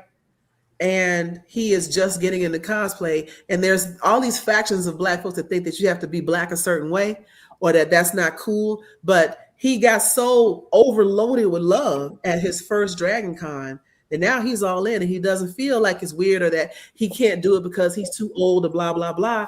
And he's already planning his outfits for next year. So we're exponentially growing this by continuing to be true to who we are and letting some of our other friends get in on how cool it is over here in blerdography space. I have to like to all of you guys that cosplay. Like I said, I cosplayed once at Dragon Con. I was there and you had a good time. No. Yeah, you cosplayed late. I remember that. Enjoying yourself a lot. Well, I cosplayed once, and the thing of being stopped every 5 steps for somebody to take a photo of me, I could not deal with that attention. Oh, okay. That's the fun of it, though. Because you're a photographer. No, I saw your face. I was there. So Tony, you got to embrace that. Like, find a reason to do it again. Any reason, because the sun came up. Because it's a day that ends in Y. Like, just cosplay. Just do it. Like, the joy of cosplay is like whether someone recognizes you or not, but I mean, it says something about the other attendees' admiration for what you did when they want to take a photo of you. Yeah. And that stop, and I get it, that stopping every 5 minutes may be annoying, but these are people showing you love. Embrace that. Don't be afraid of the compliments. Right. If they want to take your picture, that means you did good. Right. He was Blade. It was awesome. I remember the Blade cosplay. He did the head tattoos and everything. Wait, when? When Blade came out a long time ago. You know, back when I was skinny and had a 6-pack, you know, long time ago. I remember the photos. Yeah. I would love to see those photos. Yeah. I love Blade. Blade and Spawn. The live action Spawn? Yeah. Ooh, that was okay. Michael J. White, there will be no slander. I said it's okay. I kind of figured that's why she loved it, but exactly. It's a good storyline. It is. What was the little clown dude in there? Violator or clown? Yeah. I like the actor John Leguizamo played John the clown. Leguizamo. John Leguizamo is an underrated actor. I've loved him in everything he's ever done. Even The Pest. I love The Pest because of him. And he's just super cool. Like, I don't know if any of you watched his culinary series. I didn't know he had a culinary series. Yes, he has a culinary series something on to add to the Network. watch list. And yes, it's actually quite good. What is it? I on? loved him as Tybalt in that one version of Romeo and Juliet. Ah, yeah. Yes, the best version with Leonardo DiCaprio, right? Yes. Yes. Because Baz Luhrmann makes movies that no one watched except the people that watched it that really loved it. Right. Right. It was so good. You're either on board or you're not with him. What is it? What was it? Everything. Thanks, Julie Newmar. Yes, that was awesome. Yeah. Yo, he looked like a straight up. I mean, he was fish. He was fish in that movie. He was pretty. He was definitely a lady boy. That's What? a bad term. Don't say that. Phrasing. That's a bad term. Oh, well, See, hell, that's the I other didn't thing know. about having this XP. Like, who would have ever thought that I would like understand Paula Deen? Because every day I'm like, wait a minute, I can't say that anymore. I can't do that anymore. You know, that word. It comes from everybody trying to decolonize their minds. So the phrase "ladyboy" was created by the Western world military expeditions or whatever into the into the Southeast Asian Peninsula, and they coined that phrase as a derogatory towards people that were forced into prostitution. So anything but not now. Don't say ladyboy. I'm gonna give you a reason if I'm gonna tell you not to say it, so you understand why not to. But that's one of the things that I love about you, because you always have an educational follow-up. Oh, thank you. You should have been a professor. I wanted to be a teacher, but my mother was a teacher, and she's like, absolutely not. Like, she did not want that life for me. But I found a way to do it anyway. So there you go. Yeah, I was about to say, and you ended up kind of being one anyway. Yeah. Right. Here you are. Look at God. Adult education. Yes. Trying to teach grown people how to be humans. It's a struggle. But I know that y'all have, where is Sherman? We got to get Sherman in here so he can quit. We are. We're bringing him up Bring next. on Sherm. But before we do, Tanya and Mr. Tony Cade, if you can, share with us your favorite memory of Blerdography and Moana Nui over the year of 2025. I have. Well, I guess it was when you did the OGs episode, and I got to introduce you, to Miss Marilyn Teague. That was an awesome episode. That's actually probably my favorite episode that I've done of this. So, like I said, if I'm the elder, I don't even know what to call her, because I was basically. Well, I think the Mother of Dragon Con. That's the only title she needs to be known by, is the Mother of Dragon Con. She's the architect. She's the architect. Yes. Yeah. So that would She have been rightly deserves her flowers. And I was glad to see that. And we really do have to press Dragon Con to make sure that she's the marshal in the parade next year. Yes. Yeah. 100%. She does need to be recognized. That definitely needs to happen. I would say that in addition to just loving everything, earlier in the year when we were working on ASFE, Marc showed up and Dana was there, and y'all were just adamant that we were not going to slack on the photography and media side, and that was great. Because it wasn't something that we had focused on as much. And so I appreciate that. Thank you. I appreciate I guess I appreciate that too, that you guys wouldn't let me run around with a camera. But it's okay. Well, that's because you try to hide. You were trying to shirk your responsibility. Oh gosh. No, like Tony, to be fair, you just needed to walk around and just like take it all in. Like we got you. Just it's okay to enjoy the show. Right. Every time I saw him, he was running around with tables and chairs. We got people for that. Like I said, I'm not going to ask anybody to do anything that I'm not willing to do. Speaking of which, we need volunteers at the Atlanta Sci-Fi and Fantasy Expo coming up March 14th and 15th, 2026. Thank You you. know, and Yeah, anybody I'm who telling you helps, right now. I can guarantee you will get free entry into the con. Sir, Don't spoil it. Don't spoil it. Don't Yes, spoil it. yes. isn't there food with it too? Yeah, we arrange food. There we go. That's how you get people to volunteer with Food. Oh my gosh. And don't forget the party on Saturday night. See, What? party It and also food. had good food. Oh god. I think And it's the at hotel, 19 and the off. hotel was nice too. It was. And the hotel was nice too. The hotel, was. like Hotel you put was people in a hotel if they volunteer. No. Oh, that sounds like. Wait a minute. No. There was another con in town that tried doing such things as a startup, and it failed miserably. So we are not there yet. We are a free to the public con or expo or convention. Okay, I'm gonna be straight up with it. As far as we don't have any corporate sponsors. That's a lie. Challenges Games and Comics Inc. is the corporate sponsor. Okay. That was a nice catch. No other sponsors have popped up. So it's like I do what I can, for the show. That's why I appreciate everybody who comes and helps out with it. And like I said, it's always been something, we do for the community. But to be fair, in past years, there have been great community partners. But like I said, not corporate sponsors, community partners like the county. I'm going to need as much help as possible this year because I'm without Renee and Tanya, which is something completely new to me.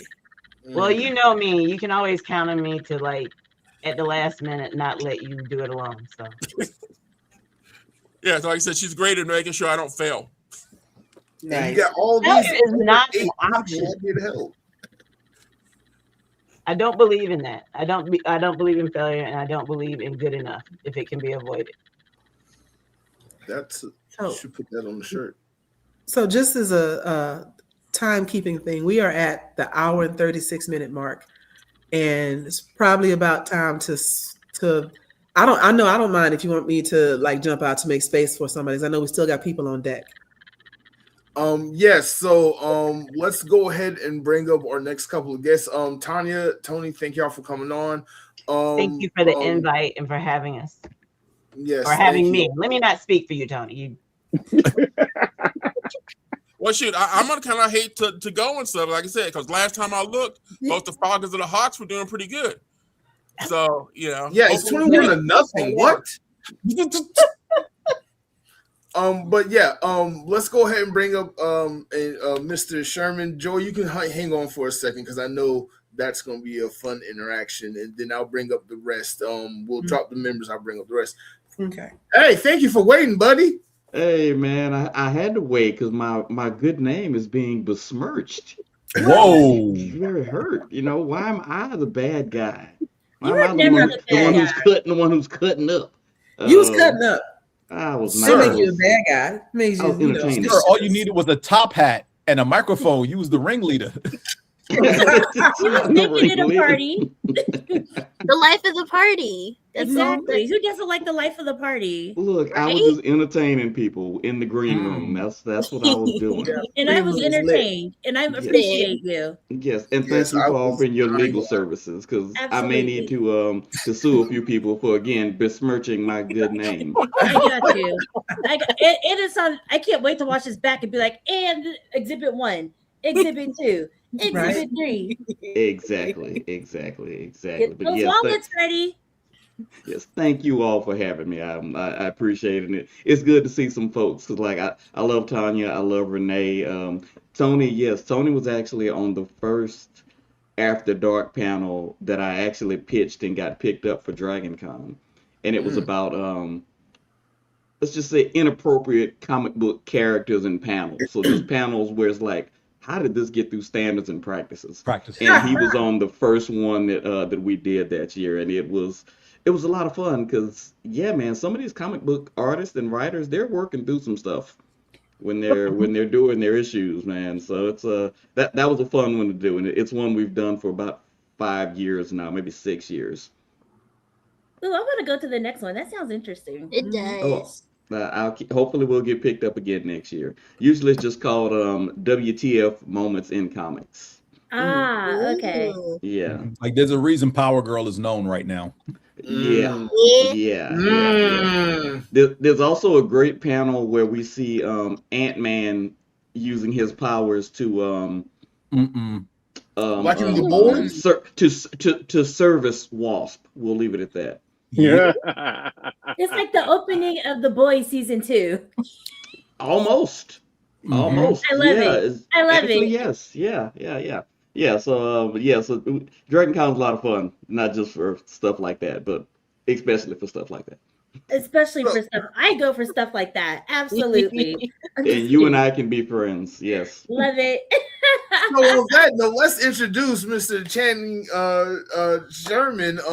Welcome to the show. Oh my God, I almost messed up your name.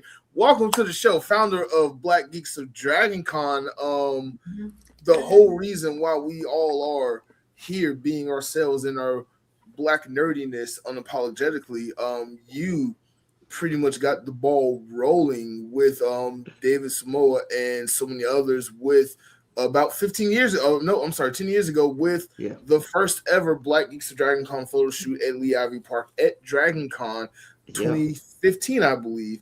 You were on the show. We know how the Black Geeks of Dragon Con show, we know how the shoot was founded. We know where you have come and gone since then.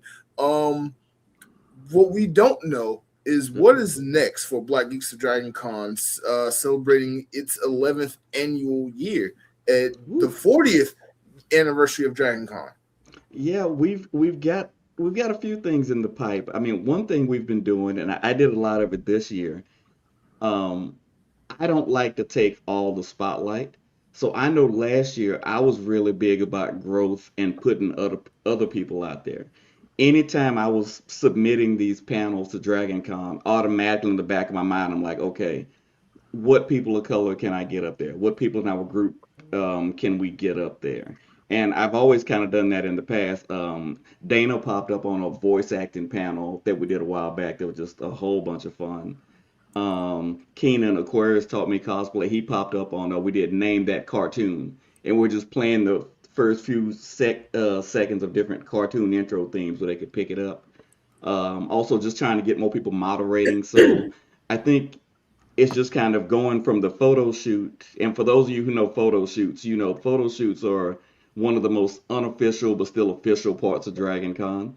So going from that to trying to get some more of us on the programming on different tracks has really been big.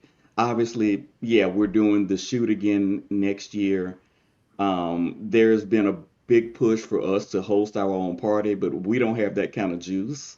But with Jarvis on the diversity track and Jabbar with Cosplay Your Way, we can talk.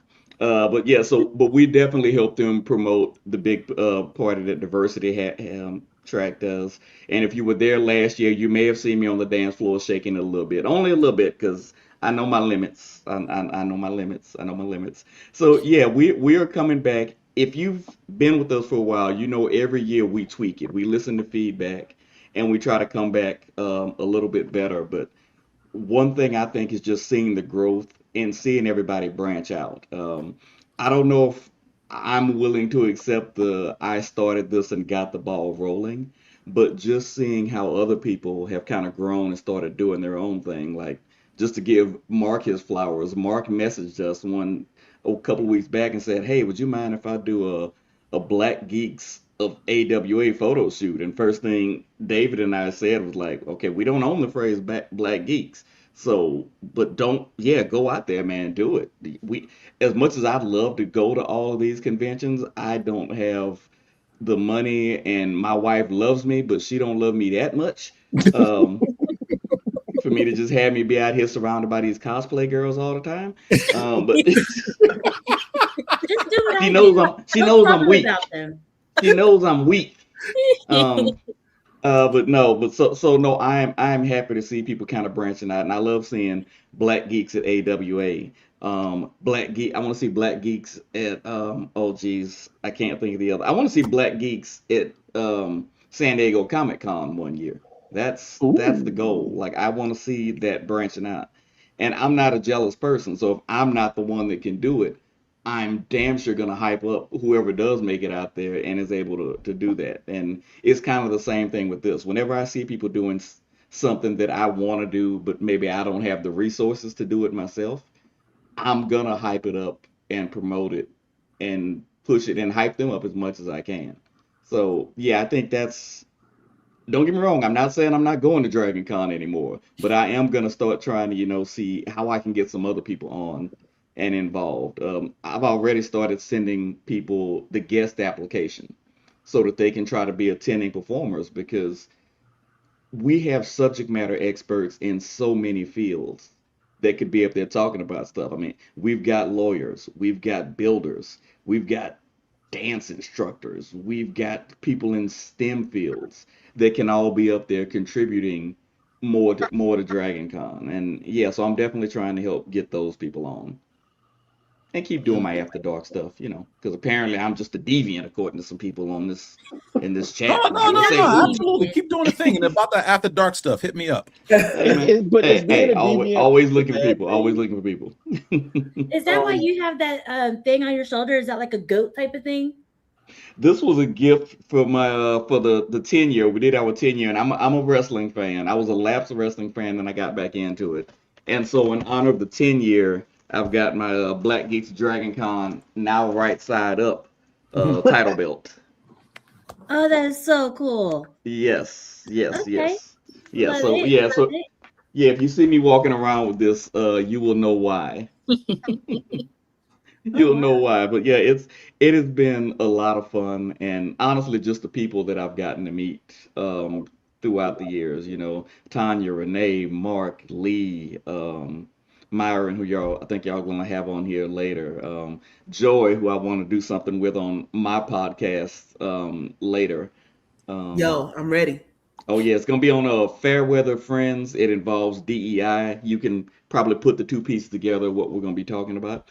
Um, I've written a couple of like articles for mhm. publications about that. So yeah, just let me know. I've got you. Oh yeah, oh yeah, yeah. But I'm loving it. I do want to get two more conventions this year. I've been married for about 3 years now, and I always told my wife when we were dating, I said, I want you to know, I think couples need time apart. I think you need to be able to miss them. You don't want to be all up on. And she used to travel a lot for work, so it was always kind of perfect because she'd be gone forever. Well, now she's not traveling as much for work, so she's been here with me.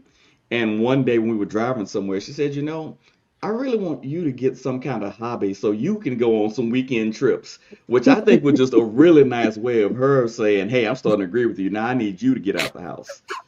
Um, yes, exactly. But I say all that to say I am hoping to hit up some more conventions. So I don't know if Tony is still listening, but he definitely might hear from me. BlerdCon is up there. It's still on my wish list. There's also Blerd Fest in New Orleans that I've attended a couple of times. I'll be I going did back not to know they that have one. one in New Orleans. Yeah, it's a relatively new one, but it's a real good one. I'll send you some information after this, but it's just look up Blerd Fest New Orleans, but I'll be sure to send it to you afterwards. Yeah. Okay. BlerdCon, Blerd Fest. I'm a huge G.I. Joe fan, so I want to do Joe Fest again. Um, there's a big one in Texas that I can't remember the name of right now that I DreamCon. want to try to hit up DreamCon. also. What was that? DreamCon. Yes, thank you. Yeah, so you guys may see me at a few more. And if you see me at a few more and you see a drink in my hand, just mind your business. No, I'm That's all. actually I got like it the from way so I you can get one think. too. Mind your business. I like I'm gonna that. ask you I'm gonna ask you what you're drinking. That part.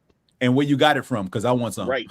Hey, I believe in sharing. I believe in sharing. So if I Nine have out of some, 10, and maybe from me. I wasn't gonna Yeah. say anything. I No, was, bro. yeah. I've already given Dana her flowers, but yes, I can also count on Dana on Dragon Con night one because normally she's so busy I don't see her much. But I know on night one, if I can catch up with her and one of our mutual friends, there's gonna be booze and boobs. Um, You can guess which one Dana brings. Oh my Or god. two, maybe I should say. Wow. Now, I know you talked a lot about Black Geeks of Dragon Con, and I'm going to just go ahead and say this. I agree with Joy when she said at the beginning of the show that going into 2026, we will not be humble no more. Black Geeks of Dragon Con has been that event at Dragon Con. It is a marquee event. Black Geeks of Dragon Con is one of the big three shoots of that convention. It is the reason why people go to that convention, and the reason why that convention no longer has a diversity problem. You need to give yourself so much more credit. You have inspired not only all of the Black nerds you see on screen before you and that were on screen and will be on screen, but so many different generations of Black nerds owe you a debt of gratitude. We have BlerdCon because of Black Geeks of Dragon Con. We have of DreamCon because of Black Geeks of Dragon Con, ASFE, and like blurred is a word that exists in the human lexicon and means so much to not only me but everybody, and it represents so many millions of people. Even though you call yourself Black Geeks and not Black nerds, but hey, semantics, geeks, nerds, whatever. I love it all the same. You are the Godfather. It was strictly when we were trying to do SEO. That was pretty much where the name. No, I get it. I get it. Because like bleak sounds kind of weird if you combine like Black and geek. So like I get that. Yes. So Black Geeks of Dragon Con, it won out. And as far as the whole Black Geeks of Anime Week in Atlanta, my goal is to have Black Geeks of insert this con here. So there's gonna be a Black Geeks of Atlanta Sci-Fi and Fantasy Expo. There's going to be a Black Geeks of MomoCon. We just did Black Geeks of Anime Week in Atlanta. I'm even going to retrofit last year's Black photo shoot at AWA to be Black Geeks of Anime Week in Atlanta. Same with MomoCon from this past year. Here's a question I have for everyone here. And I meant to ask this at the beginning of the show, but this is the dilemma I'm at with this Black Geeks of Insert Con here thing. So BlerdCon is the next con I'm going to. And I have been encouraged to do a Black Geeks of BlerdCon shoot. And a lot of people want to do it. The problem is, I feel like it's a little redundant because BlerdCon itself is already the Black Geek shoot of BlerdCon. It's like if when these people tell me, like, what if we did a White Geeks of Dragon Con? I was like, do it, but it's just called Dragon Con. You don't have to put a color in front of it. So should I do it? Should I do Black Geeks of Dragon Con? I mean, BlerdCon, Black Geeks of DreamCon, and every con? I say yes, because someone who's attended BlerdCon every year except for this year because of the change of dates, I couldn't do it. But a lot of photo shoots are people arrange for their groups, but there's not an actual organized photo shoots throughout the convention.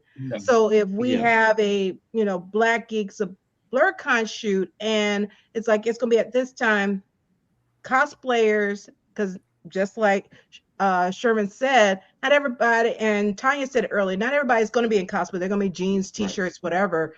And you can announce that saying it's gonna be Saturday at 2.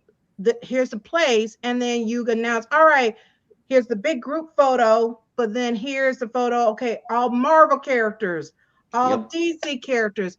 And then you're getting that big group shot that is, for everybody. Because we also know BlerdCon, it is not 100% Black folks. It is 90% Black folks, 10% others. Say about 95% Black people, 5% others. Okay, so I feel it's a 10%. It's okay. It's around the 10% range, close to 15%. Okay, so my next question for you would be is what location at BlerdCon would be suitable enough? Because if you're familiar with how BlerdCon do their cosplay shoots, some of them, if not most of them, are just in the lobbies of whatever hotel between the two major host hotels, and some of them could be outside. Last year, they had a Dragon Ball Z photo shoot that was underneath a bridge, and it was really nice. It was just cold.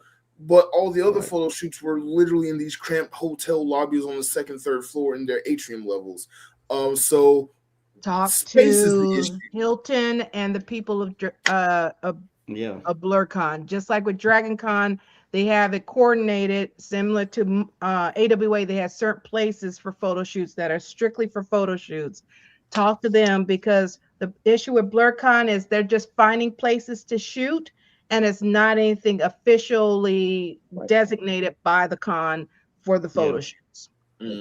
Gotcha. And Mark, one thing I would suggest, and not that you have to do this, but just something to think about, is find a way to get Blerdography in the official photo shoot name so that you can distinguish your photo shoot from everybody else's. True. Yeah, you're putting it on, and look, man, you put in a lot of legwork in that brand. Get the most out of it. But I'm just saying, for anybody who says, what's so special about yours? Well, here's the lineage of everything else that Blerdography has done. Here's another piece. The problem, so my idea is once I get the Black Geeks of Insert Con Here thing going, it's going to be Blerdography presents Black Geeks of Insert Con Here, with the exception of Dragon Con, since that was established before, but still associated, if that makes sense.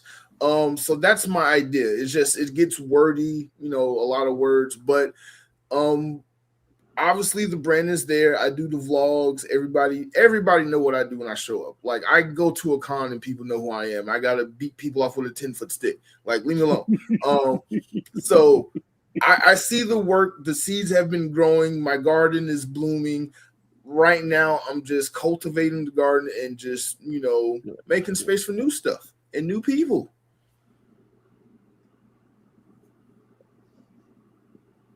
Yep.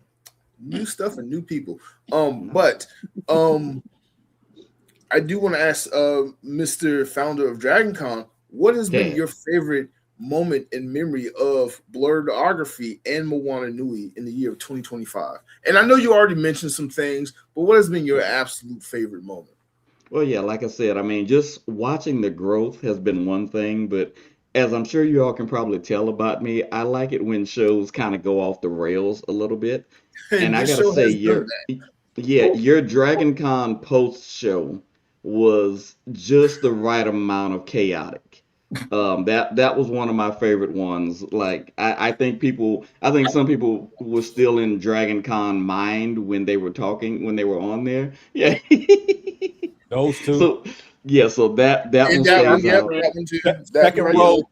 Second row, both sides. Yeah, both sides. Yes, Adult Money and Blurry Spaces also. But yeah, the DragonCon wrap up. I mean, obviously that you knew I was gonna be there to watch that one. I try to catch all that I can, but that one was just the right amount of chaotic, and I just could not stop laughing. Like, I felt like I didn't even need to be in the comments causing chaos. You guys had plenty without me. Twinning, it's okay. Twins moniker. And that's why I love being part of the Twins. It's fun. It's lit over here. Me and Joy have a great time. Yes. Oh, I love y'all's parade. Yeah, the parade commentary. And completely unscripted. That's just me and her vibing off each other and having some decent. Matter of fact, when we did the wrap up for AWA recently, we did kind of a recap. And it's the same kind of chaos. Like, Mark was like, okay, and before he could say roll, we were like just going at it, having a great time. And I want to bring more of that chaos into as many cons as we can get into next year, Because do you even know what a carb is? A carb? Yeah, that was hilarious. The fact that you got him to react like that was really hilarious. I do what I can. You do. It was fun times all around. Again, a little chaos goes a long way. Yes. We try not to overdo it, but we go right to the limit. Yes. Find that line, stick a toe on it, and pull it right back. I'm mad that I said something about a toe and Mark got excited. I'm a wee bit concerned. Oh, wow. You should be concerned because I mean, everything you said, the toe got That's it. what I mean by cutting up. Right here. That's the cutting up right there. The toe got it. It's not even the Twins. It's this one. Go ahead, toe guy. What's going on? No. I was gonna say one of my favorite moments from the Supreme Attorney was during the parade video, but while I was editing it and I happened to notice the nuance of what was happening, when you screamed out at the top of your lungs, "Oh my God, Rainbow Bright," and Joy, her face and reaction and shock was like, this girl did not just scream in my ear. And that was so hilarious. I had to just poke fun at it and zoom in on Joy's response to that live reaction to you being a grown adult reacting to a cosplayer as dressed up as Rainbow Bright. It's precious. Rainbow Bright. She's a legend. How am I supposed to react? You'd be like, "Oh, it's Rainbow Bright. Good job. Hey, look at cosplay." Absolutely not. All the enthusiasm is needed. Someone is all I'm saying, because I'm not gonna judge you because I react the same way when I see any G.I. Joe cosplayer. Thank you. Anyone. I revert back to a 6 or 7 year old, and I acknowledge it. I'm okay with it. Thank you, because that's exactly what happened. And he keeps saying, "You should have seen Joy's face. She was so annoyed." No, she wasn't. She was excited for me. So that's all that was. She was afraid for her life. She was not afraid for her life. Even if I was annoyed, the level of insulation in Angela's bubble when she wants to be in there is impenetrable. So I could have literally been like, "Be quiet," and she'd be like, "You love me." So that's exactly what just happened. I'm happy we understand this. Because I was super excited when I saw Strawberry Shortcake. Yeah, it's a mess. It is what it is. Oh my God. And I am not apologizing. Like Joy said, power to the people. As you should. But Channing, thank you for coming on. I appreciate and support everything you've ever done with Black Geeks of Dragon Con, to your support of Blerdkast and Moana Nui, and all the other Black nerds and blurs and geeks and bleaks and whatever you call yourself and identify as. You have been in everyone's corner. Like Dana, you have been one of the pillars to this whole community, and without y'all, we would not be here. We would not be successful and shining in the way that we are. So just thank you so much for coming on.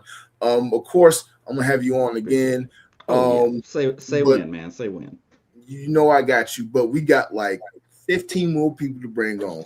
Get them on. Yeah. So we're gonna do a mass batch. I'm gonna go ahead and ask if the members, if Dana, you could just leave me and Joy, drop all the other members, and bring up all the other guests that haven't been on yet. All right. Bye. Take care, folks. See y'all later. Thank y'all for joining. Love y'all. Later.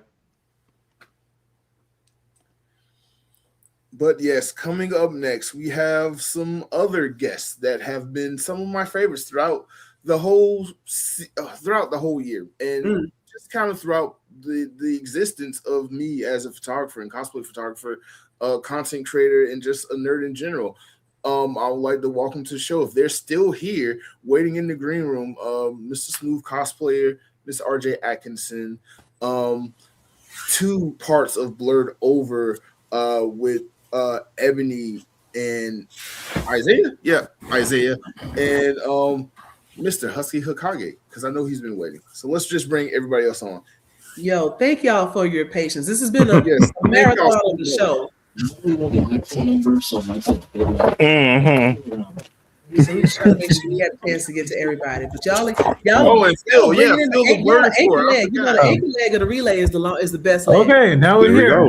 There we go. We in the room. We in the anybody else waiting in the green room that hasn't come up on the show yet? Yes, RJ is here. Hi, RJ. RJ. Anime Week in Atlanta. Can't wait to get into that. Yes. By the way, RJ, I finally sat down and read Volume 1. When's Volume 2 coming out? It's already out, dude. It's already out. I got let's see. I just got paid in a few days. I'm getting paid in a few days. I can work something now. Take his money now. Exactly. Take his money now. we will pause the show for cash transactions. Yes, I will not stop a Black person from making their money. Do what you got to do. We will wait. Yeah. Wait in silence and just be patient. Somebody has another TV playing in the background. Oh, I'm sorry. That's probably me that you hear, and I'm so sorry. I'm so rude.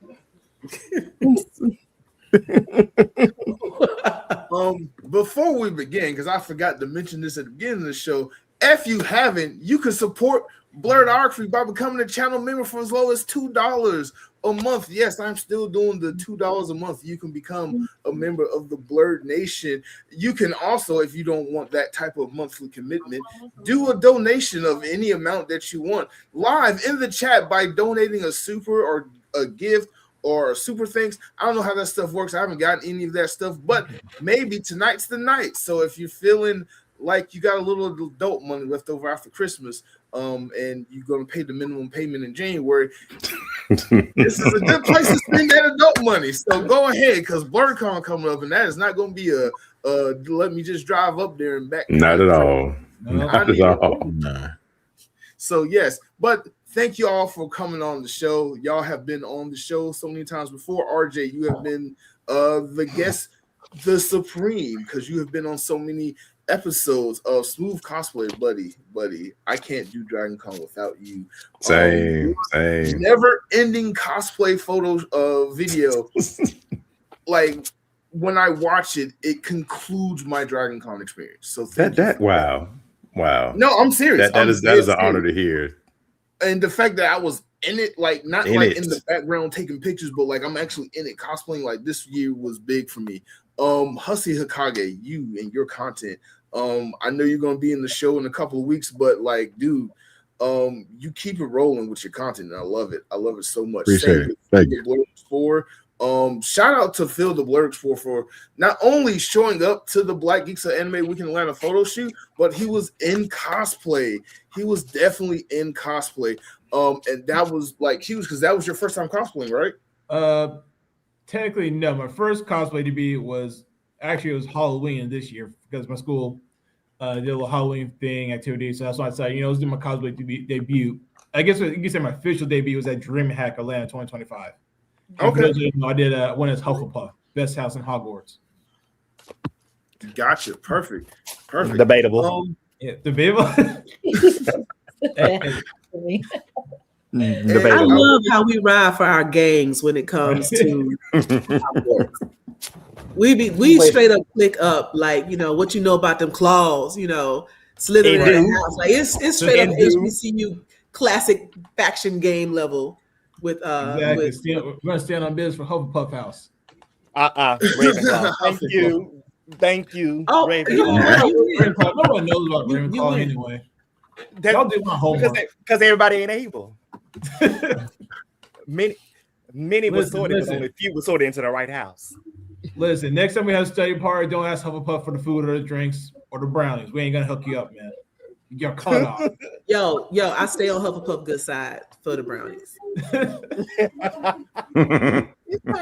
I'll be in my room studying. That's fine. Mr. Perry, let me start with you before we go into everybody else. But you are with Blerd Over, and you help Micah and Ebony run the Black Geeks of Anime Week in Atlanta photo shoot. So without you, that shoot wouldn't have been as much of a success as it was. By the way, for our newcomers, have y'all seen the vlog that I posted earlier today? I know it was a couple hours ago, but have y'all had the chance to see it yet? I haven't got it. Not yet, okay. But we're gonna watch it. Okay, shameless plug. I gotta keep the brand growing. But yes, it was an amazing photo shoot. Unfortunately, because of circumstances and scheduling, I had no control of the scheduling. I had to kind of cut the shoot a little short because I had to run to go be late for a panel that I also had to shoot. So that was fun. I need to talk to the scheduler about that next year. Oh my God, what is that? That looks like money. Yay! Looks like money. Oh my God, Tanya became a member. Thank you, Tanya. She became a member. It was green. It was beautiful. Look at that. I got 9 members. Now if I get one more, I get a treat from YouTube. So if I can get one more channel member tonight, that would be amazing. But again, the Black Geeks Anime Week in Atlanta photo shoot was amazing. Thank you for just helping out, and then everything that you do for Blerd Over, because you're there just about every single convention, helping out Micah. You're there in Birmingham helping out with all his conventions. So why don't you tell us a little bit about Blerd Over and yourself? Sure, no problem. So fun fact to it, I actually do not live in Birmingham, Alabama. I actually commute all the way from Selma, Alabama to do a lot of stuff. So, Yeah, so that's dedication. Thank God for Yes. tires and my car doing what it needs to do to praise God for it. But a little bit about me. For those that don't know, my name is Isaiah Perry Jr. Like I said, I'm from Selma, Alabama, born and raised. Two-time graduate of the Alabama State University in Montgomery, Alabama. Also, I'm the vice president of Blerd Incorporated, based out of Birmingham, Alabama, which is basically a 501c nonprofit organization that pretty much gives back to the Black community and all communities, and doing it in a nerdy way. So, and we do events such as back to school drives, clothing drives. We just recently did a canned food drive when the incident came out about the government cutting food stamps and whatnot. We did something for that. We do photos, like you said, photo shoots. We create content. We stream video games. You name it, we have done it. We also are cosplayers as well. So, and then on top of that, when we're your favorite turn up table at every con that we come up to, we're gonna have a good time. Like, and then some of the stuff that we know to do at cons, for as panels or we do line dancing, and also blurting out, which is like a nerdy version of Wild and Out. But all in all, we still that group that you want to come to. We the cookout table for real. Not gonna lie to you. So all it takes is just us to get in our speaker, our turntable, and a lamp. Yes, the turn up table, exactly. And you're at the right spot because you're gonna see me with my fan. Oh, it's gonna be, I don't know what color gonna be exactly. We the fan table. So yeah, we're gonna have some fans with us. But nevertheless, we a turn up crew. We love what we do. We don't mind giving back to the community and lending a helping hand. So that's what we do. That's what's up. Speaking of some of the things that you do, again, you did a lot of, or your organization did a lot of things at Anime Week in Atlanta this year. You had your jukebox party that turned into a blackout party that I will forever make sure Micah knows that's need to be the plan going forward. Is y'all need to have a blackout party, because that you turn like a technical issue into one of the latest things that happened that whole weekend. Wow. So that was funny. For that, like, because I walked in there, I was like, why is it black? Don't care, everybody dancing and having fun. So I started dancing and having fun, and then y'all saved the party and stuff. I was like, yo, this need to be the thing every year. The jukebox thing was nice, but blackout party is nicer. Just being honest. But so let me tell you so funny story about that. So the party started off where it's supposed to be a centers party. So we started off with the centers thing. We was going good at 10, up to about 10:45. The power goes out. So in the midst of the party, he's like, not today. Not tonight. So we end up having to rig it some kind of way. Use your colorful metaphor. We amongst family. We know what you meant. So we end up hooking up to the another power source and kept the party going. And it was a time. We had a time. And with the centers thing or whatnot, we was real good. Our theme for the night was Tonight We Sin, and that's exactly what we did. It was some sinning going on. But either way it go, it was still fun. And it was still a time. We looking forward to doing it again next year. We still going back to the drawing board about what theme we're going with and try to, go with the trend. Blackout. You want to go blackout, that's true. But blackout on purpose. You do blackout, that is true.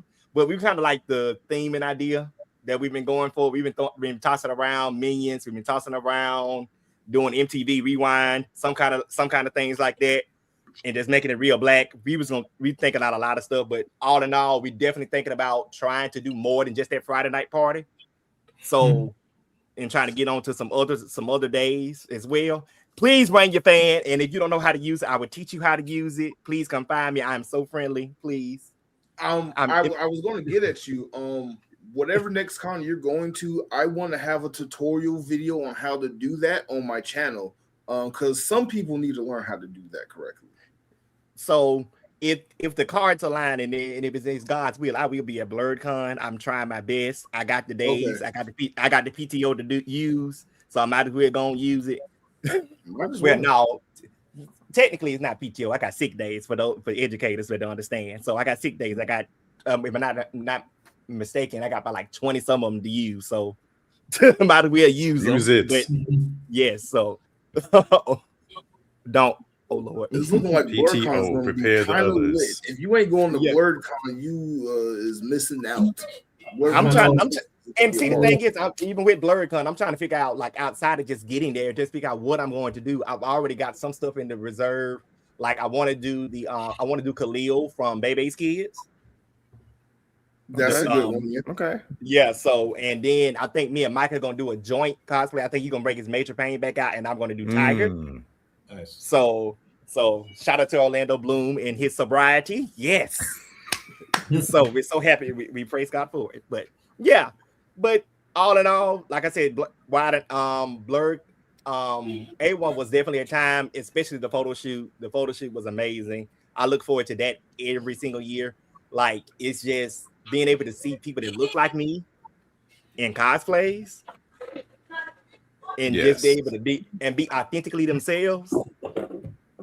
Like, it was really, really, really cool. I mean, I hate that it got cut short, and then I just hope one day we're able to find a power source so we can bring some music outside, even though they might run us off.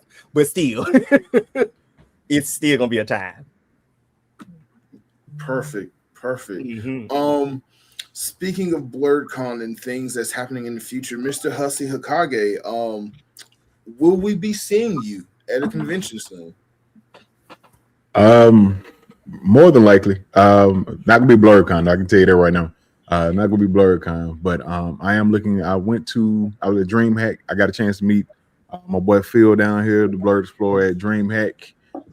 This past October, November, whenever it ends. So I was there. November, yeah, I got a chance to go to DreamHack as a creator. So and the thing is, DreamHack is moved to the summer. They're moving into May. So the thing is DreamHack and then MomoCon. They like back-to-back weekends. So I'm trying to decide. Just that. Well, yeah, but I mean, those two are right. Like those two are right there. Those are the ones I'm looking at. But like I'll be with me being here in Birmingham. I'll definitely be going to Comic-Con or Comic-Con, however you pronounce. I'll be going to that one. That's like one of the biggest ones coming that's local to me. So I'll be at that one, and then I'm either going back to DreamHack or Momo.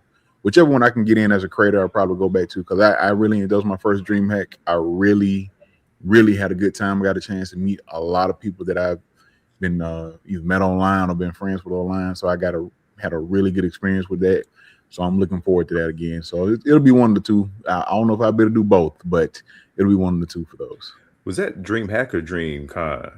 DreamHack. Okay. DreamHack. Okay. Cool. Yeah. Perfect. Miss RJ, how are you? I am wonderful. I'm rested. I'm full from Christmas still after all of that rum cake and everything. Yeah, we're good. We're good. Didn't you say you was gonna? We never did that cookout thing we meant to do at challenges, because you said you was gonna make us some Jamaican spice rum cake or something. But I'm gonna put a pin in that. We're gonna do that eventually. 2026. We got to make it happen. Oh, definitely. But I know your 2025 has been off the charts, astronomically amazing. So why don't you tell us a little bit about your last 12 months? Gosh, it has been unreal. I still don't have the actual tally, but I think we sold like nearly 350 copies of Volume 1.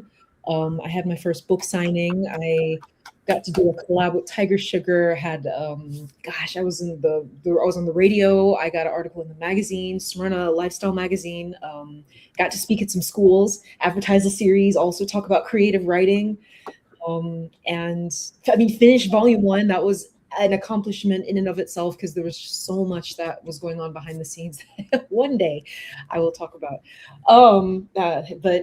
It's been an amazing year, and I'm just like really grateful, because this is the first, like, it's the second year promoting it, but first year like commercially getting anything out there. And so I like at anime, like actually at AWA, someone came up to me and was just like, oh, Bob Carter's kind of told me about you. We need to work together. And so we got things lined up for next year too. I'm just so grateful. That's amazing. That is amazing. And I just want to say, a lot of people will say, I was fortunate, or, I got lucky, or something, like, it was good. I have to say, watching you at the cons that I've seen you at, your hustle, and I don't mean hustle like, hustle mentality, like, gig mentality. I mean, your dedication to making sure everybody has what they need, everybody gets what they need, what they're expecting from you, that you are well stocked, that you are interacting with people. We talked about this at AWA, but there's some folks that were sitting in a booth filled by stuff that 5 other booths have, first of all, and they just sitting there, not even letting folks walk by, or they're just looking, watching you walk. No interaction, no, hey, do you want to check this out? Are you interested in this? No marketing, no sales. And so the success that you're seeing is deserved because you earned it. The work that you put in the beginning and the work that you continue to do, you deserve everything you're getting times 10. Thank you. Times 20,000. For real though, like seeing that has shown me what not to do should I get a table at DreamCon next year. Yes. And also I'm gonna try to get a speaker somewhere just to advertise, to get people to come to my booth if I get one. Thank you. Thank you, Yeah, guys. you've done great work though. Keep it up, please. Thank you. Yes.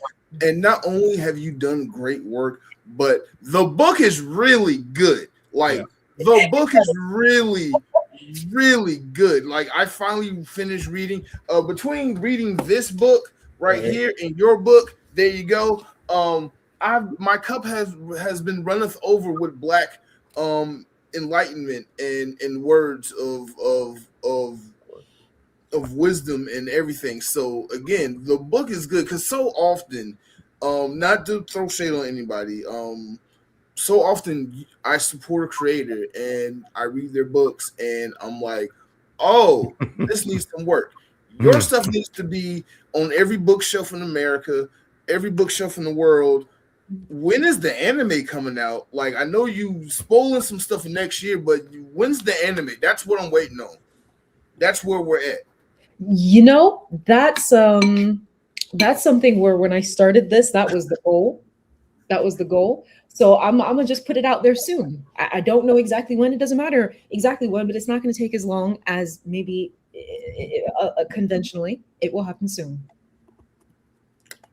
Sounds like it's happening sooner than later. You just kind of, not trying to spill the tea. Yeah, But I got you. Hey, let her release things on her own time. I got you. I got you. I'm waiting for it. Yep. I got you. Mr. Smooth cosplayer. What up? Salsa dancing cosplayer, if you will. You have also had a very interesting and extraordinary year. Why don't you tell us a little bit about it? Oh wow. Where you want to start, man? Shoot. Just wrapped up another, what am I thinking of? Audiobooks. So I also do voice acting. So I'm not gonna spoil any of it actually, but I actually did what's the word for it? Like a dual narration. Yes. So I'm doing the second book for an author. Shout out to author B. Truly out there. She has a book called The Temptation Trials. So me and another guy did the 2 main male characters' voices for her previous book. This book, I came back kind of as a guest voice actor because my character and the other guy's character, their girlfriends are the main characters this time. This dystopian future, and like the governments, they control who you marry. So my character and the other guy's character, the only ways they can stay with their girlfriends, because they're about to turn 21. So you turn 21, you got to get married to whoever the government says you got to get married to. They have a reality show called The Temptation Trials. It's basically like some, you go like some Love Island stuff, whatever. So my character, his girlfriend is one of the main characters. The other guy's girlfriend is the other main character. So I returned as that character and a rival character. So my character is in a love triangle with his girlfriend and another character, and I play both the guys.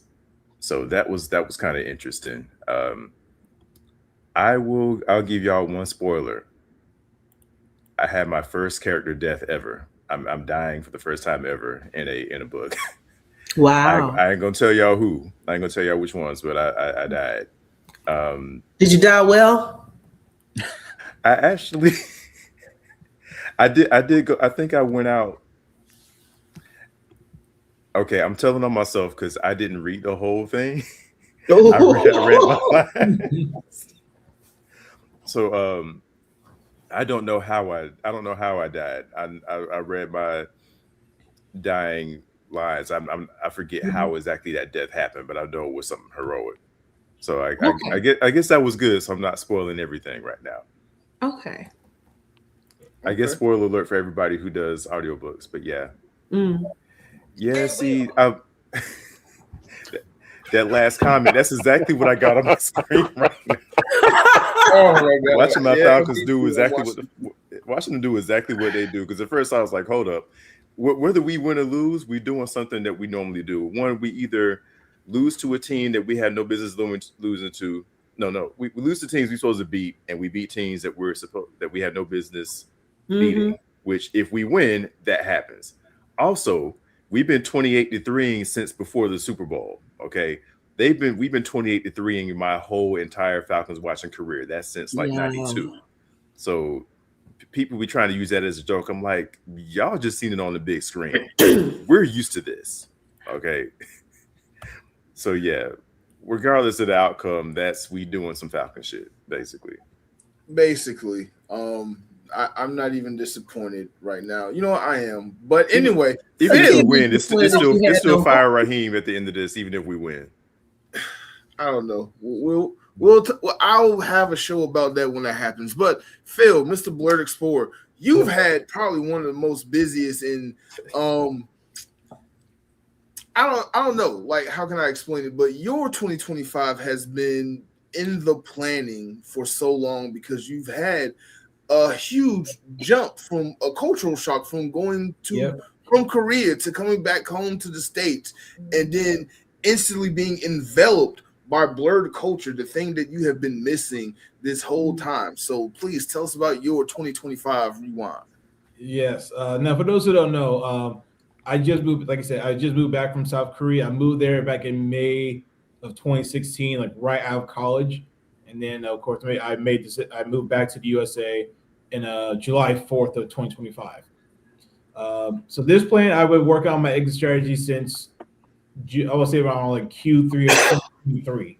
That's how long I've been working on the plan. Well, I started the planning process and I executed the plan in 2024 because I went through a fast track teacher certification program to get my license, and I became licensed in August of 2025. So the first half of 2025 was spent in Korea, and also in Thailand, Cambodia, because to get research for my next book, shameless plug, I'm writing a book called The Black Child's Guide to Thailand, Siem Cambodia. I'm also doing for South Korea. So that's going to come out, finally going to come out next year. And then, like I said, I moved back to the USA. I moved to Atlanta to start my job as an ESL teacher at my current elementary school. So instead of working with Korean kids, I work with Spanish speaking kids, some African kids, and one Middle Eastern girl. And sometimes I do help out the American students. I do help out some of the American students with their assignments or tasks. Of course, like all kids these days, they want me to give them answers. I'm like, nah, I'll help you. I'll guide you to it, but I ain't gonna give you the answer. You feel me? Right. And of course, there are times I caught one student using AI too, like a lot of teachers. And then, of course, I went to Dragon Con for the first time in my life, which was a blast. And of course, Marc, you promised you remember your word. You put me onto that.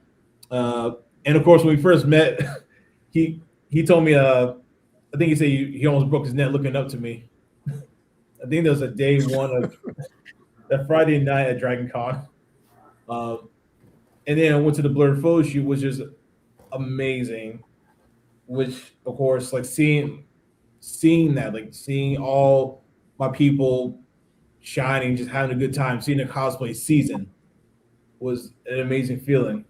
And that inspired me, that motivated me to go into cosplaying myself. So, and of course, I made like I mentioned earlier, I made my cosplay debut at DreamHack of 2025, going on Puff. And BlerdCon, I'm pretty much going to have to afford to scrap because I'm going to need that money to pay for my current book to get it edited, get the book cover, well, not the book cover, edited, all that jazz, and also try to get it printed out to hopefully get to get a table at DreamCon next year. Character-wise, I'm definitely gonna look at doing Fillmore. I was thinking about doing Tommy from Martin. Yes. Yeah. Tommy from Martin's a good idea. I was thinking about doing Coach from Left 4 Dead 2, Lee from the Telltale's Walking Dead, and definitely Mace Windu for sure. Oh yeah. Oh, I'm so glad you brought that up. Mace Windu, future cosplayer, meet Mace Windu, fusion cosplayer. Smooth Cosplayer has a version of Mace Windu that's probably one of his better known cosplays. Jules Windu. Yeah, There you go. I mixed Jules Winfield and Mace Windu. So yeah. Phil, how tall are you, man? Because I now that I've was that? I can't say it. 6'7". Now you don't say it. Because now once you said that Mark said he had to break his neck to look up at you, I was like, hold up. I think I just saw you wandering around Dragon Con and probably was like, hey, yeah, right. Everybody saw him at Dragon Con and just had to do this. Mark had him do me real dirty when we finished his interview. Mark was like, okay, now high five. I was like, why? Yeah. Why? He went high too, and I was like, this is wrong. That was his normal. That was his normal. It was his normal. His normal. Like I didn't have a step ladder, and so I high fived his elbow. Me, I do that to everybody now, so don't worry. No one said.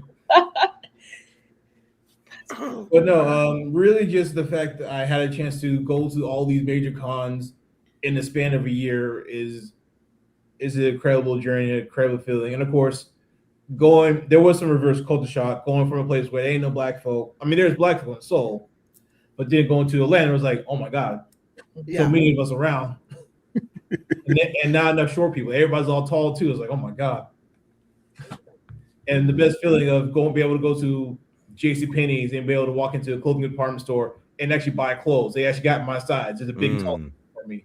Whereas in Korea, it's like, maybe I could get a shoe here. Maybe. Right. Everything else is tailored. Because what even are you when they look at you like they make humans like this? But of course, and also had a chance to go to various black vendors. I went to RJ's booth, asked many questions about, hey, what's the process like to start the payment process via Square, using Square or whatnot.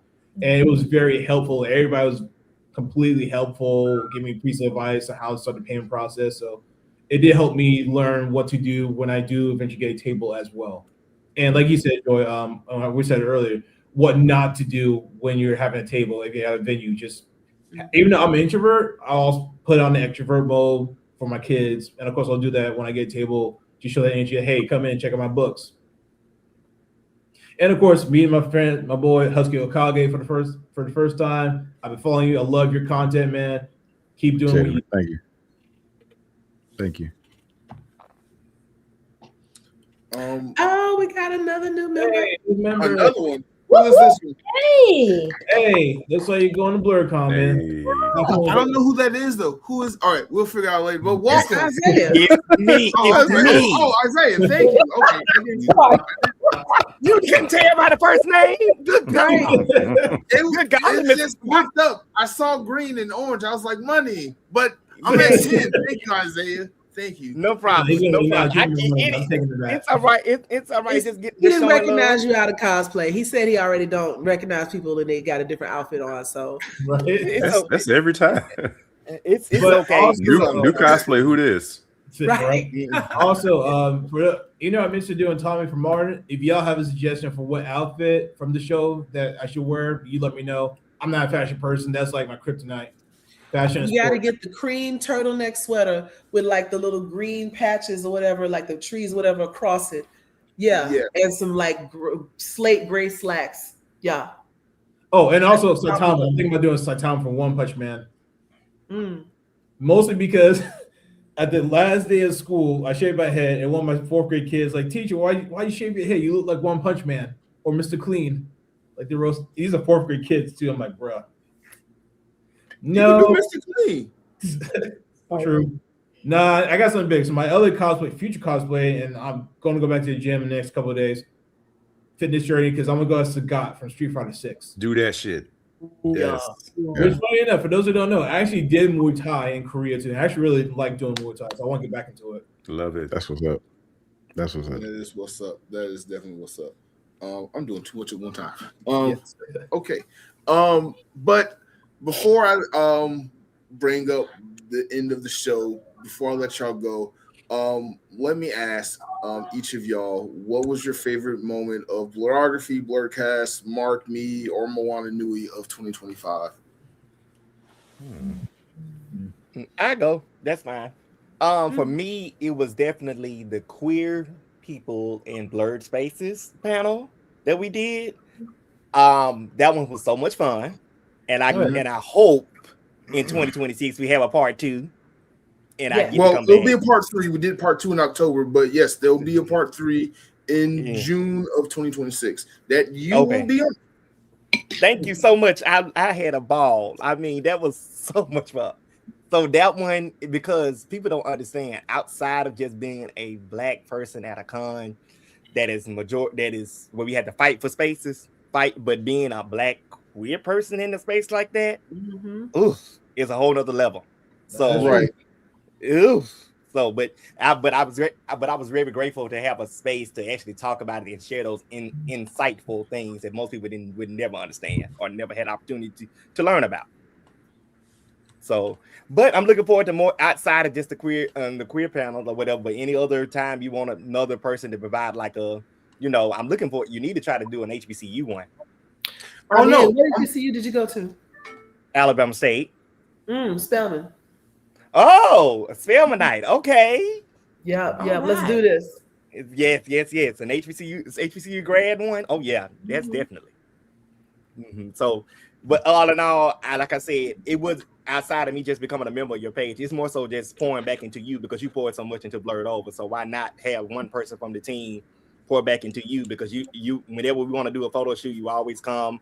Whenever we need something, just anything, or you show us major love. Anytime we have an event, you coming around, supporting, hyping us up, tagging us, sharing our posts. So why not pour back into you as much you pour into us?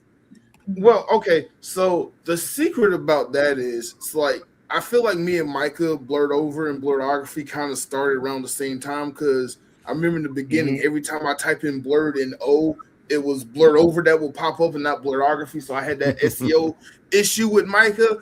But like we came up over the years, and the more I see him and your organization grow and what he does for the Black and brown kids in Birmingham, Alabama, and like that's something I wish I had, just somebody who understood just Black nerdism and just did amazing things for the community. I just appreciate it so much. Just that y'all are doing that. I appreciate that Blurred Over is a nonprofit because Blerdography is a for-profit.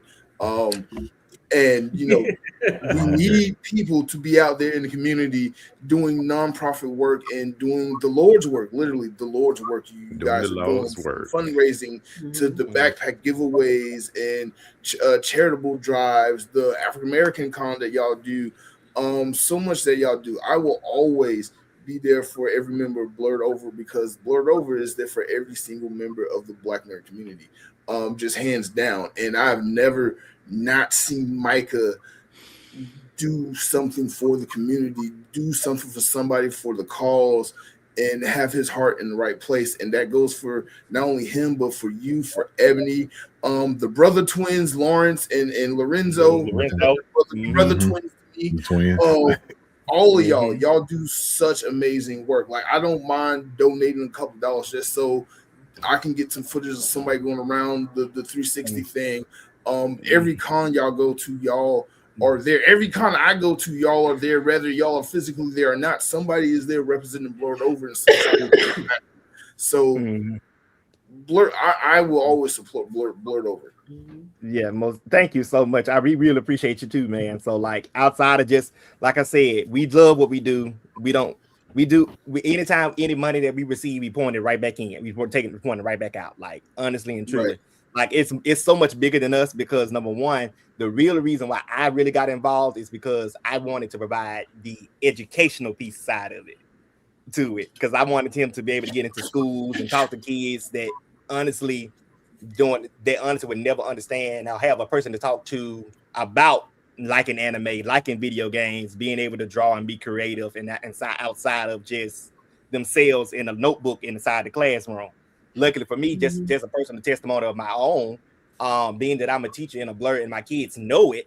I actually had a kid in my room come up to me and write me a note that said, "I'm so glad that you're here because I actually have dreams of becoming an animator."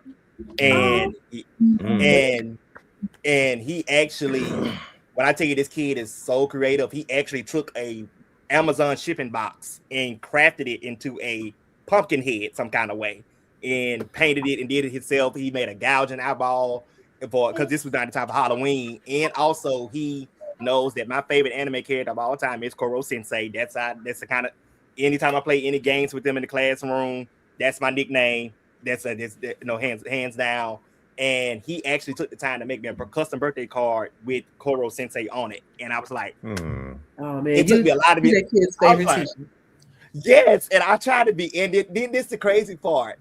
Like my kids know me so well, like even we can be in the class, like a teacher getter in class would be, I can say Avengers and they respond with a symbol and they know exactly what to do. Or it could be something from SpongeBob, like it sounds like a lot of hoopla and they just go out with it. And then of course, because I'm teaching Black children and we raised in the Black church, we do Black church things, especially when I got to read announcements from the school. These are your church announcements, govern yourselves accordingly. Okay, yeah. So, and I love it. It's like, yeah, so like I said, being that I'm a Black educator and also a Blerd at the same time and merging those two spaces is just an amazing thing, and especially being able to do it with Blerd Over and as well, which by the way, they actually come into my school, sometimes school in the spring, they just don't know it yet. I'm pulling them out of Birmingham. But other than that, all in all, like I said, we love what you do. We support everything that y'all got going. And if you don't, and outside, like you said, you're missing the twins, you mentioned everybody else. There are some other key members of Blerd Over that I kind of want to plug real quick, like Devin, Kim, Mike, as what you said, Mike and the Storm and Ebony and Felicia, like, and Derek, like especially Derek Huckman, my. But other than that, like I said, thank you all for having me, and I love you all dearly. But I do have to step off because I have some things that are family related that I do have to tend to, and I love you all dearly. Keep me You need to go to sleep, like everybody on here late. Yeah. Well, I ain't want to say that because I'm on holiday break. Go to bed. Mark had us on here almost 3 hours. Like, I need to get up early morning. We're almost done. We're almost done. But yeah, but all in all, thank you. It was a pleasure seeing you again for sure. I look forward to our next session together. That's gonna be great. Oh yes, most definitely. It's gonna be a time. Yeah. I would have to say that my favorite moment with Blerdography was Black women in nerdy spaces, and I think that might have been the actual first video, like the first live stream that I jumped in on. And it was such a warm sense of like community, one, and then two, being able to hear other people's perspective about their experience in this space, and some of the commentary that you get and the things that you have to grapple with. Being someone who like has already done other things, or I was the only Black person kind of in the space in either in my career or in my school or whatever, like being in K-pop alone, being a Black female videographer in K-pop, that already was its whole own experience. And I enjoyed that, but I do have to say though, like what was also a really amazing experience to me, Mark, was when we just got to like meet for the first time ever last year at AWA. Because remember, I reached out to you and I was like, hey, I have a manga. Can we talk about it? And from then, I feel like that was the summer of 2024. We kept in touch until we finally got to like see each other in person, and we got to like interview in person at AWA. And that is forever like a special moment for me too, because it's been wonderful. Again, like you deserve it. Like you and Dana Morgan are like the two hardest working women that I know of in the game right now in the nerdy space. You and the Seventh King and your manga and Dana and everything that she does. I know we just been kind of go since then, but I've been looking up to you. Like I need to do more. Like I'm not doing enough in the short amount of time between you and Marilyn Teagues. Y'all do a lot. I need to do more. I need to be on y'all level. Look, thank you. It takes a village. It takes a village. It looks like it's just speeding by, but it takes a village, and it's people like you who also help, because the fact that you mentioned the Seven Kingdom in certain spaces, you help contribute to people who walked up to my table and were like, wait a minute, I've heard of this before. And I was like, oh, okay. So, You know, I've never not stopped talking about you. So, like, okay, I'll keep doing it too. yes, I know. I appreciate you always. I'm gonna definitely keep doing it. Husky Hokage, I know, you've been waiting a long time, but again, I appreciate you so much. Like, I consume your content like every day. I know I haven't been engaging as much because I'm trying to like spread the wealth around as well as get my own stuff together. But like, buddy, you have Absolutely.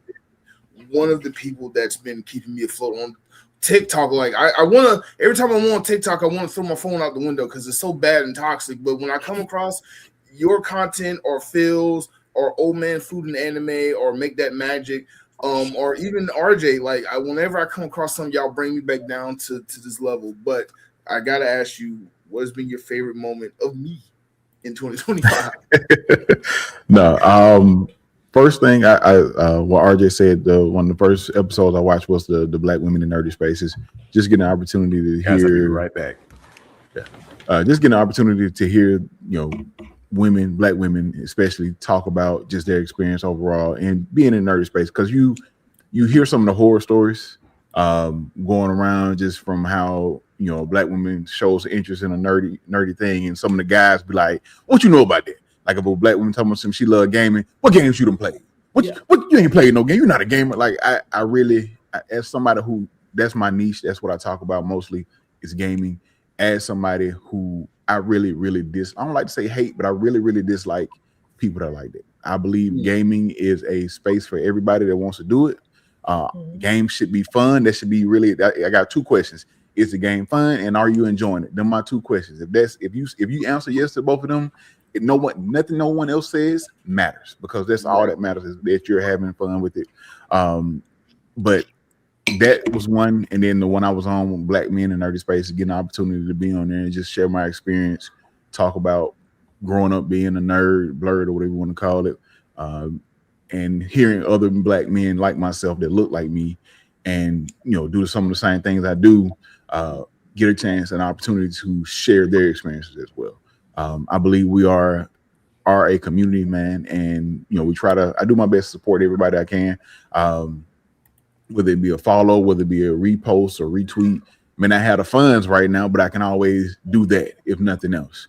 But I and I want to thank you, Marc, Alani Nu, shout out to Joy as well. One of my first times seeing Joy was on the Black Women in Nerdy Spaces. She's a character, and she's awesome and an awesome host as well.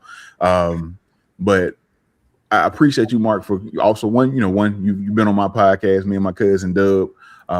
And just giving me the opportunity to also be on here as well, be on your space, in your space, to talk about stuff I love. Like I said, I'm a lover of many things. I'm a blurred.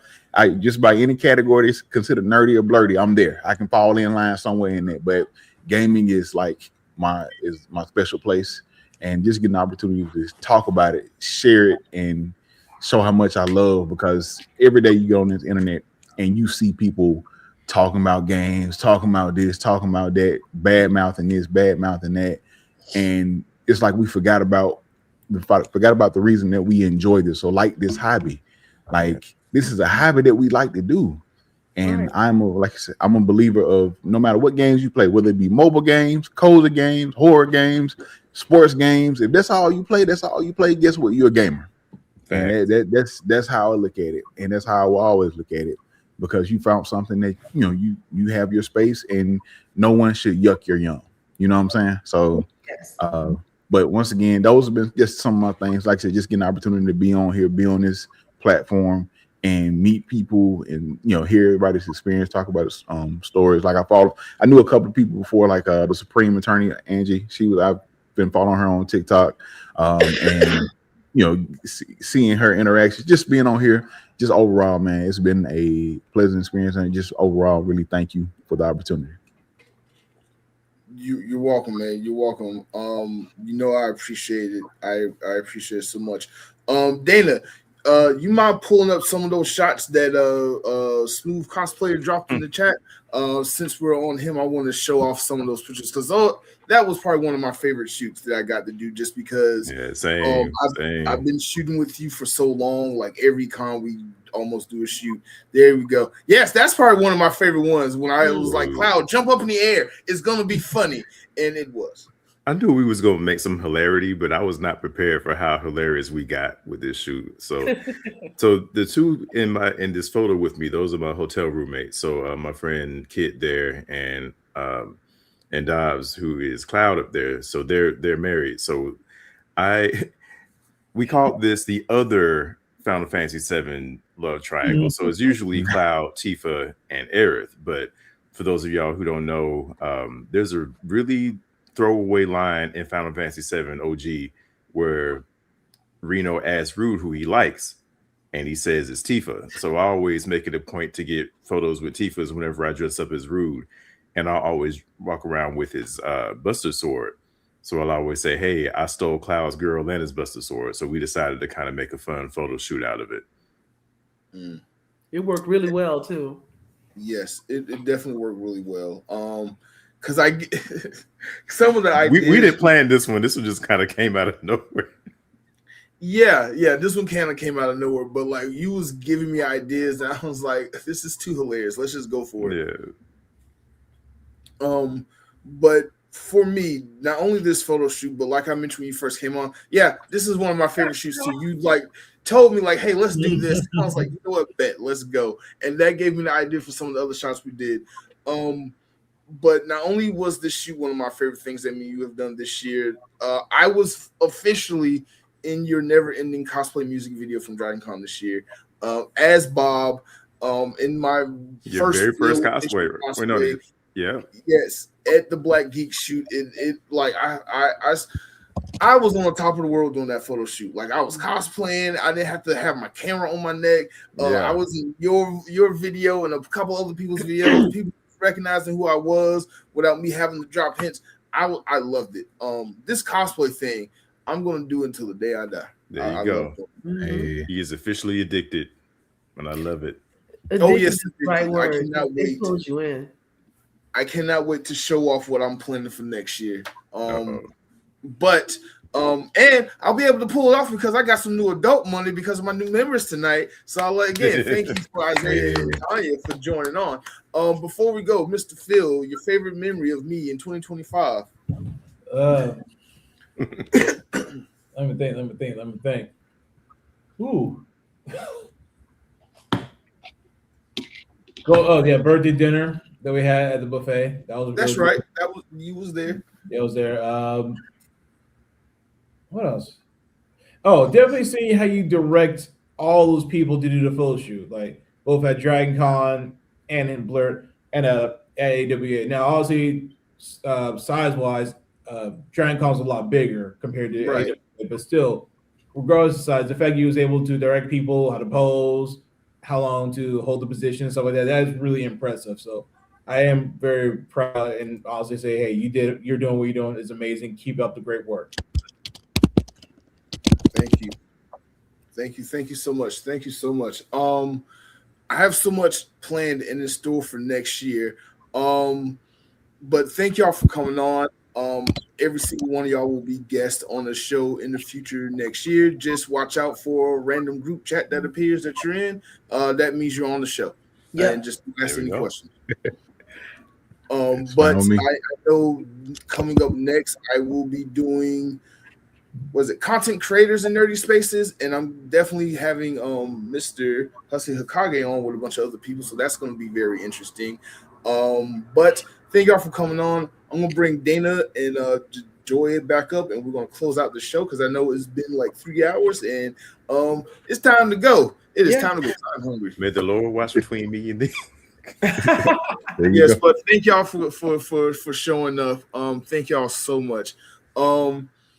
Are there any other Moana Nui members still holding off in the green room? I know a lot of people have been like the cross between the two. I know several people have dropped off and they're kind of in the chat and everything, but I just want to say for everybody who has been part of the Blerdkast, coming on the show since May of this year, this collaboration between Moana Nui and Blerdography. We love that, we're keeping these conversations going, and we're looking forward to other topics and having y'all part of the show, of the series continuing into next year. Yes, most definitely until next year. Like you said, next year we have a lot of things planned. But between now and the next live show, we're taking a little break. Or at least Blerdography is taking a little break. Blerdography will be taking a break between now and the January 12th, which is the next show. The next show, Content Creators in Nerdy Spaces, followed by Black People in Nerdy Spaces. That's going to be a very interesting, fun one, combining Black men and Black women in Nerdy Spaces. And we're going to do a two-parter, one on MLK Day and another one in the middle of January. In the middle of February. And we're also going to do Blerd Culture Explained. That's another one that's coming up that I'm looking forward to. And while we was finishing up this show, me and Dana are in talks for that HBCU episode. So look forward to that being dropped soon. Because we also plan a Greek episode too? Oh, that's gonna be fun. We should both do both. I got other folks I can bring in on both of those. So yeah, it'll be perfect. So again, thank everybody. Thank all my subscribers. Thank all of everyone watching Moana Nui podcast for over the past year. Thank you all the channel members. Thank you everyone that's been a guest on the show. Thank you, Joy. Thank you, Dana. Thank you, everybody, for just watching and making me feel just that much more important in my life and helping me through my own little life struggles. Because without y'all, I wouldn't be here doing this. And I think this is something that we need to be here doing. Like everyone said, a lot of good has come out of Blerdkast Live. A lot of good has come out of Moana Nui and Blerdography. Yes, thank you. Thank you, Lavender Bunny. But oh my God, I just love doing this. This, like, sitting here pontificating about nerd stuff and talking about different nerdy things and just laughing and having jokes thrown at me and making jokes has been some of the most fun I've had on a Monday night in a long time. And I've had like a good 8 months of this. So thank y'all so much for just making me feel special. I don't have anything clever to say. I don't know how to end the show other than see y'all next year. Have a great evening. Thank you, everybody, for coming out. Thanks for coming out. God bless and good night. We'll just end it like that for the OGs who know. Yes. Later.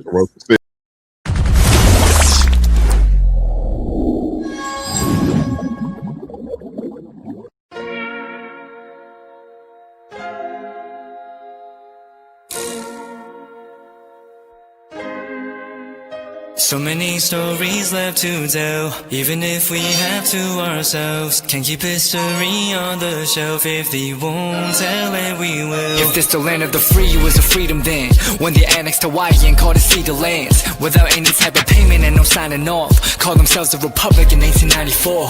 1.2 million acres overtaken from the native Hawaiians. When they resisted, the West retaliated in violence and erasure. The Hawaiian language is banned as part of colonialism's plan to expand, yeah. Stuck between a rock and a hard place. Multiple bombings of Kaho'olawe as a part of their ongoing war with Asia. Used it as a place for target practice. No consent or compensation. Colonizers call for annexation. No work out for all the locals. School will never let you know. So many stories left to tell, even if we have to ourselves. Can keep history on the shelf. If we won't tell it, we will. Too many stories left to tell, even if we have to ourselves. Can keep history on the shelf. If we won't tell it, we will. We will. So if you put Hawaii into perspective, well, Black and Asian history is interconnected. Considering the fight with the Pacific, then of course, versus Asia, they was treated as a middleman for war, but didn't let the Western colorism run its course, cause dark skin was a sign of dignity to core. The land was taken in the name of capitalism, when prior to it was an actual kingdom. Clap back at the system. Stuck between a rock and a hard place. Multiple bombings of Kaho'olawe as a part of their ongoing war with Asia. Used it as a place for target practice. No consent or compensation. Colonizers call for annexation. Network out for all the locals. School will never let you know. So many stories left to tell. Even if we have to ourselves. Can keep history on the shelf. If we won't tell it, we will. Too many stories left to tell. Even if we have to ourselves. Can keep history on the shelf. If we won't tell it, we will. So many stories left to tell. Even if we have to ourselves. Can keep history on the shelf. If we won't tell it, we will. Too many stories left to tell. Even if we have to ourselves. Can keep history on the shelf. If we won't tell it, we will. We will.